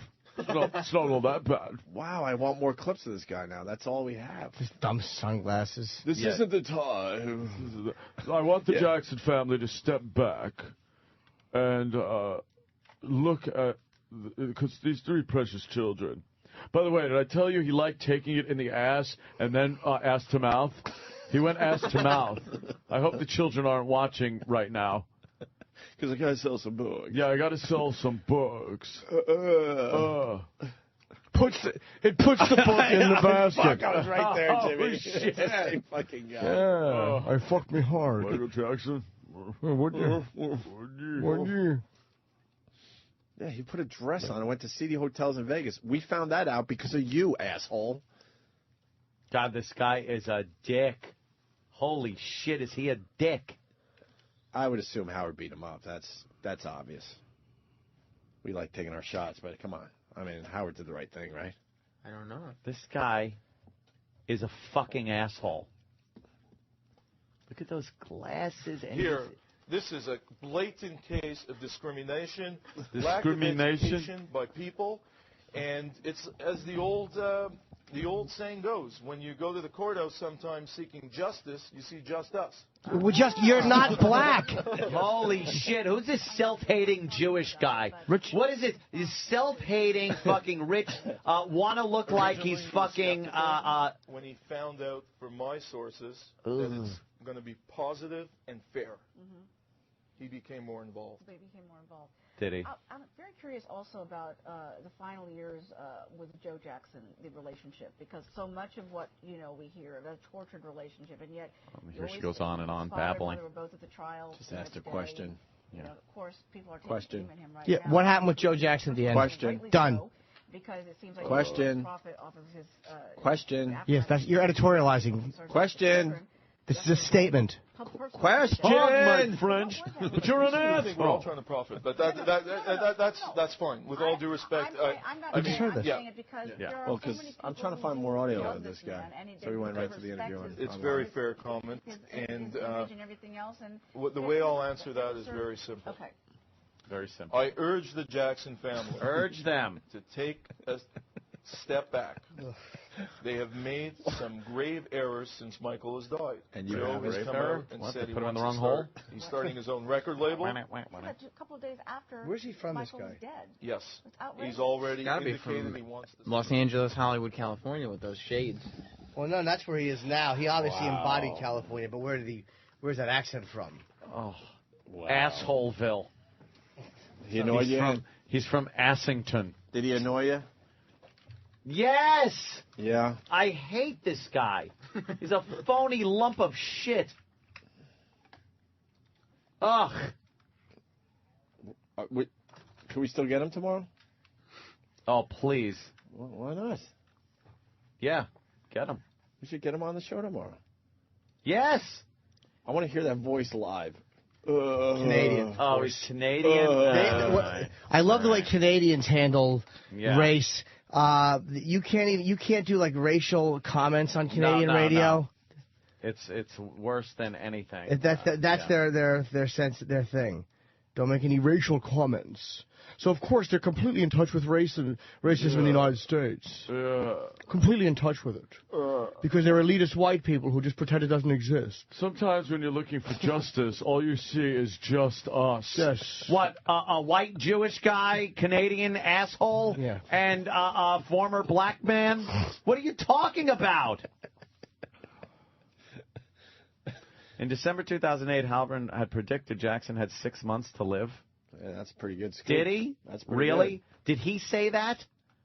Yeah. I want fucking documentation. It was in the third quadrant. I don't. The quatrains. My quatrains. I don't believe one word out of this dildo's mouth. I really don't. But he can't have a dildo mouth. He's Kreskin. That's impossible. Well, makes more sense to be able to talk around one, right? Put it in his fucking mouth. Why don't we make you happy? Because Sam went backstage and got to the bottom of something very important that's happening around here. It's true. Yeah. Shitting on Iraq? How did you know? We knew this would make you happy. Oh, once again, one of my take favorite note things that to Iraq do. hasn't done anything wrong today. We haven't even seen him in 2 hours. No. But we have to do this. He's been working, I gather, doing something. And yesterday we had a good laugh at the fact that we make him come in here just to shit all over him, and then he goes back with his head down and goes back to his job. And we just, we enjoy shitting all over this gentleman. And someone's trying to bring back the Warrior bit, which is one of my favorites of all time. Spanky writes, Warrior says Jackal likes to talk. Warrior says... And now, backstage with O&A, here is Primetime Sam Roberts. I'm Primetime Sam Roberts, and we caught Intern Pierce looking like a man on a mission. We approached the young buck to see what the hubbub was all about. Pierce, you look like you're on a mission. What are you up to? I'm looking for the lost condiments. What lost condiments? Well, there's a drawer in Iraq's desk where he keeps a lot of condiments for like ketchup and mayonnaise and hot sauce. He has a condiment drawer in his desk at work? Yeah, he does. And they went missing. Do you think that's funny? That he has a condiment drawer? Yeah, it is pretty funny. When news of a condiment drawer came up, we had to get the scoop. So we went to the chubby bunny himself, Iraq, for the details. Iraq? Yeah. What's Pierce doing? Not a whole fucking lot. He doesn't do anything you ask him. Did you hear what I talked to him about a little bit ago? I think so. I think it involves the condiment drawer. Why do you have a condiment drawer? It's a communal condiment drawer. It's the continuation of Kenny's ketchup drawer from K-Rock. But why is it in your desk? Because there's nowhere else to put it. There's plenty other places to put it. I don't fucking know. They were here, and now they're gone. I just asked what happened to them. How much mayonnaise was in the condiment drawer? Actually, none. We had ketchup, we had salt and pepper, and there was a lot of hot sauce in here. What'd you put hot sauce on? I don't eat hot sauce. Then why'd you keep it in your condiment drawer? Because it was for everybody, not for me. Then how come you were the only one who knew about it?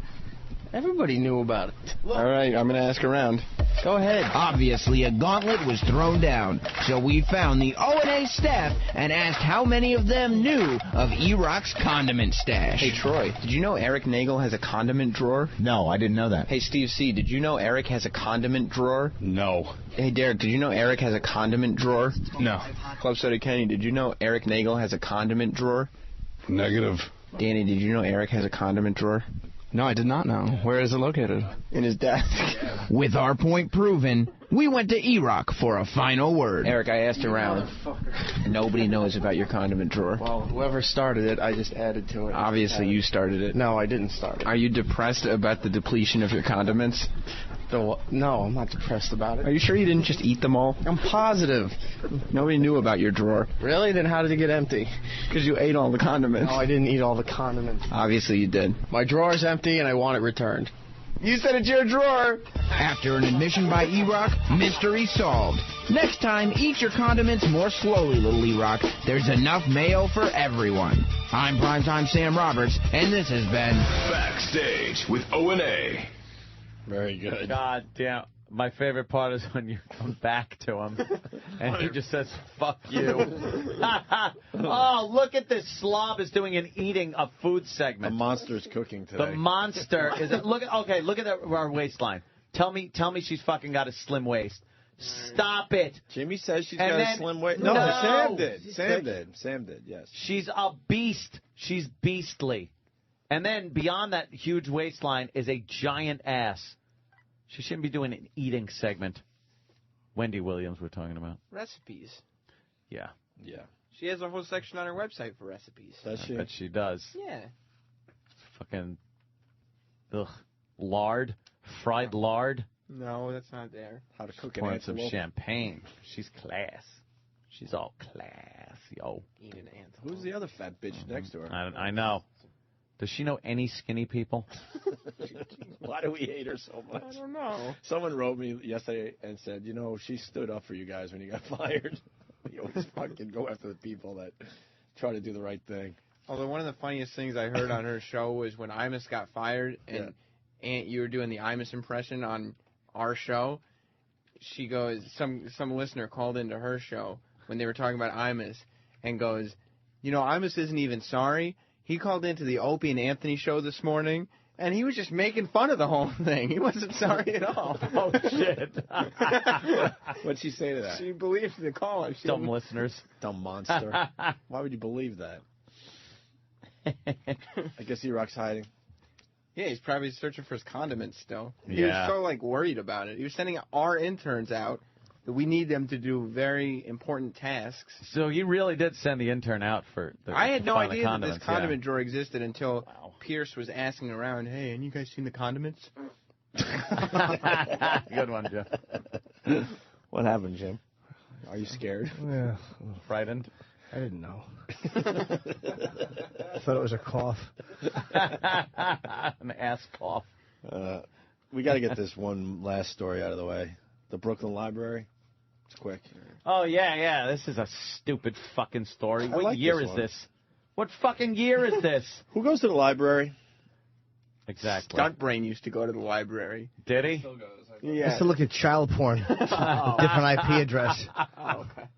Did Stuntbrain really commit what he called Twitter suicide? Twitter-side. Twitter-side he called Which is it. what? He just stopped posting. Good. His fucking posts were horrendous. He was very dramatic about it, though. Oh, What? really? This is my last post because I'm committing Twitter-side. Yeah. Really made very little impact. No one cared. And all of a sudden he started posting because he realized no one gave a shit. No one gives a Thank shit, God. Mike. Except he'd post again and say, just so you know, I'm still committing Twitter-side, but I need But to I tell have you that to I'm tell eating you, yeah. at Wendy's right now. But he posted 3 more times after he committed suicide. Oh, what did he post after his official You should try Twitter-side? sewer. Stunt Brain tweet is still dead. And then his website, which I'm not going to mention. Cry Farewell, for really. help. And then something else, and then another thing. It's a cry for help. Yeah. Great. 2,300 friends Yeah. probably all Montel listeners. following. Oh, he one must have person. moved because he lives, it says right here, he lives in Thinkerville. Yeah, I thought he lived here in the city. Yeah, I thought he had a place on the Upper East Side. Yeah, Please tell me it I thought he had a doesn't really co-op. say that. Yeah. No, I guess he moved. to Thinkerville. Where's Sure. Thinkerville next to Jimmy? It's below the town of douchebag. It's 5 miles from Pomposity. Sure you're reading it right? A short It's not run. Stinkerville. Oof. All right. I'm gonna get you, Austin Powers. She wanted Dr. Evil, but instead a Brooklyn grandmother got Got what? Got what? It's the news. Hopefully Dr. Kevorkian. Fucked her evil. Fucked her evil? Doctor, she wanted... Travis says cocked her evil. Cocked her evil. That's a good one. Dr. Eagle, a bird swooped down and removed her clit. Oh. Because I thought it was an old white worm. What do you She think? wanted Dr. Evil, but she got not Doctor. She wanted Dr. Evil, but she got evil. You got to keep it clean for the news. You know that. Sure. This is going to be horrendous. All right, it's going to really be bad, the tie-in. Wow, I can't Clocks think are evil. Somebody sold her a clock that didn't keep good time. No, Jimmy. She wanted Dr. Evil, but what she got was... It's got something to do with Austin Powers. Docking Evil? Yeah. What? Yeah. Something to do with the Austin Powers porno, so it's got to be something like that. But the way he said it... She wanted Dr. Evil, but she got something evil. Something evil. He's playing off. It looks like he's going to stick with evil. Yeah, something pornography. I'm saying. And it was porno. So it's got to be... Pure evil? that... But she got video evil. Knievel evil. Austin Powers. She wanted Dr. Evil, but instead a Brooklyn grandmother got an evil she never bargained for. Stop it, Dan. Is porno really evil? No. Yes, it's so evil. Jesus. No. I'll fuck you, Austin Powers. She wanted Austin Powers, but she got a black-on-white cream pie. And her husband sucked it out like it was a piece of sushi. What was his name again? Al. Instead she got Al. She got Al evil. Instead she got Al. It's dinner time, bitch. God damn. Come on over here, Al. Yeah. She wanted Dr. Evil. Instead, she got Barry White coming inside of some self-hating white lady. And we got a new one today. J-Mac from Cleveland. Wendy Williams looks like the girl character Arsenio Hall played in Coming to America. Oh, yeah. She wanted Austin Powers. Instead, she got Ed Powers. Ta-da! Oof. Danny was... Wow. Holy shit. Travis is in the other room literally jumping up and down. Well, because we've all laughed at his bombs, right? Danny wanted... I'm sorry, you have to say something on the air. Oh, shit. Danny wanted liquors, but instead got booze. Wow. Wow. Even though his is probably the best, Austin Powers, Ed Powers, is correct. It's correct, but yeah. I guess it didn't go over. At the end of the Austin Powers movie Esther Klein borrowed from the Brooklyn Public Library was the hardcore porn flick What Happens When the Wife is Away. Klein, who didn't want her face shown on TV for religious reasons, borrowed the Mike Myers movie for her three grandchildren, ages 7 to 15. Did the children see it? No. I make sure that I screen all the movies that I take out, that's in general, before we watch it together. She almost fell off her chair when she got to the end of this film, rated PG-13. The mouth. Onto a dildo. She watches the whole movie before they watch it as a family? First of all, if I recall, Austin Powers had some pretty racy scenes in it as far as the little shadow thing and then the flying fucking dick or tits or whatever the fuck it is. Yeah, there were some racy scenes in there. And then porno showed up on it, and she freaked out? Yeah, right something about when... is that a scene from... No, it's Ed Powers. Oh, okay. Dr. Laura Schlesinger would like this woman. That's good. Be your parents' grandma. Good. Go take on the day. I hate Dr. Laura. I guess not enough people knew the porn star. I know him. I had no idea. I know him. I gotta be honest, no idea on that. I thought Max Power. Jesus. Second half of the story right here. That was a monumental bomb. That better be at the top of bombs and flubs, the next one. We got one laying around here. We haven't done. Let's do that tomorrow. Add that one to it. Yeah, add it. Look at Dan. He's just shaking his head. It's all right, Dan. It happens to the best of us. That was such a sudden change in energy. That was like running through the woods and all of a sudden you're in an empty field. My favorite, though, was... Ta-da! Because it ended and his hands... Danny actually put his hands up like, hey, huh? Well, because obviously it wasn't being received well. Well, do we have that one again, Travis? Maybe we have it. Now you're doing it. Travis. I'm sure Derek already has it for some production fees. Let's go. Let's hear it Come again. on, I want to hear it. Give me 1 second. I gotta find it. All right, let me get... Danny's plugging his ears up. Right. This is fantastic. Let me get the second half of the story out then. We'll get this out of the way. Just as outraged Assemblyman Dov Hykind. He wants the library to pull all its VHS tapes and instead only loan out DVDs that can't be recorded on so no child is accidentally exposed to graphic sex acts. Shut up. We've talked to a number of professionals. You know, is this really damaging to a 7-year-old or a 12-year-old if they're going to watch, all this stuff? And they've said it could be absolutely devastating. Believe it or not, this isn't the first time this has happened at a public library. In fact, Hyken says there's been several cases where people borrowed PG and PG-13 rated films only to find hardcore pornography at the end. Brooklyn Public Library says it would be unfair to pull every VHS tape due to the large number of customers who haven't upgraded to DVD. The library admits since January, 18 tapes out of 35,000 were recorded over with porn, but told us the guy responsible was busted, and to their knowledge, all the altered cassettes were removed. Jesus. VHS. Enough. You deserve porn if you're still renting fucking absolutely. VHS tapes. Well, not that porn's a bad thing, but Tim in South Carolina, there's an entire bit in Austin Powers about a penis pump.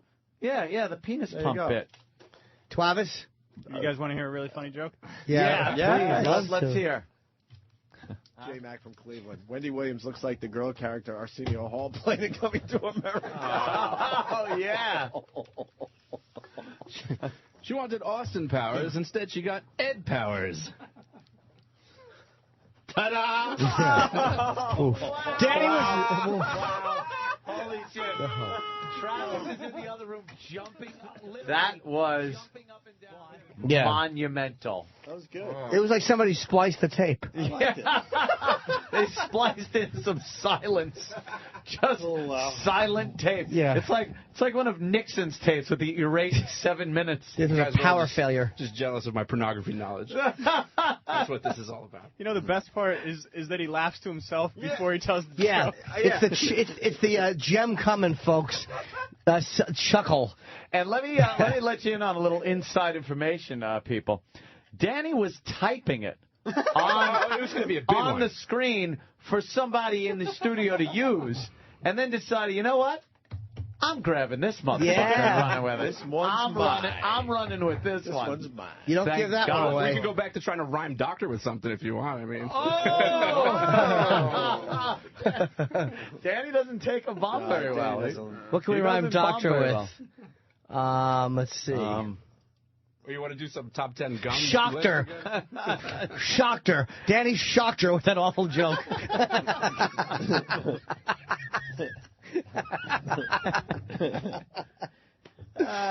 Too good.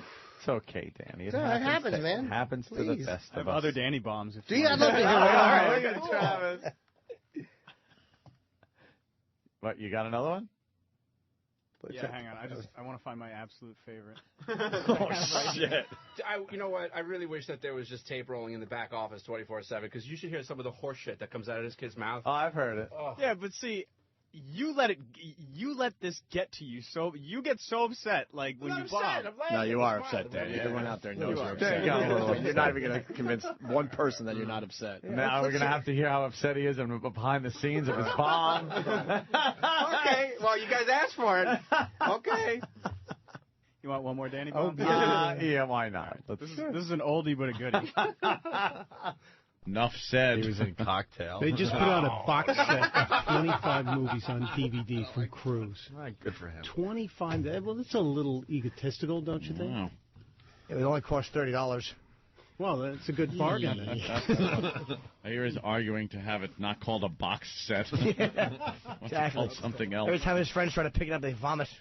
He wants it called a fart box set. It was a double. Boy, you're a little too enthusiastic. You raised your hand and everything. I would say if you didn't point at the outfield like Babe Ruth, that might have been a more solid hit.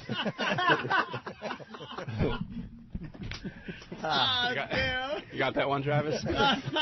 Yeah, he's got it. Apparently he did. That's the one that Danny's never been able to forget about. That's the one he's reminded of literally. I forget about it all the time. It's you guys that don't forget about it. At least 4 times a week somebody goes, Danny, what do you think it was in a fart box? Oh, shit. No way. They just... Anytime DVD box set comes up. I think we have some sand bombs, too. You have any more of those backstage? Oh, yeah. Ooh. I heard nothing but good things about the condiment drawer backstage. Well, look, I wasn't shitting on the condiment drawer. All right, well. Want another Danny bomb? Yeah. Jesus. There's actually another one? I'm not your friend anymore. I have like 3 more. Oh, I'd like to hear one more at least, very least. This one's called Armpit. I don't remember what it is. But we'll all listen together. Did you get some in? Yeah, I covered up pretty quick. It smells like a big armpit. No, of course not. It smells like an armpit that was rubbed on an asshole of a dead yak. I'll accept your amendment to my remark. It smells like an armpit if someone was trying to keep a log warm using their armpit. I ain't sticking around. Boo. That was good for armpit in the beginning.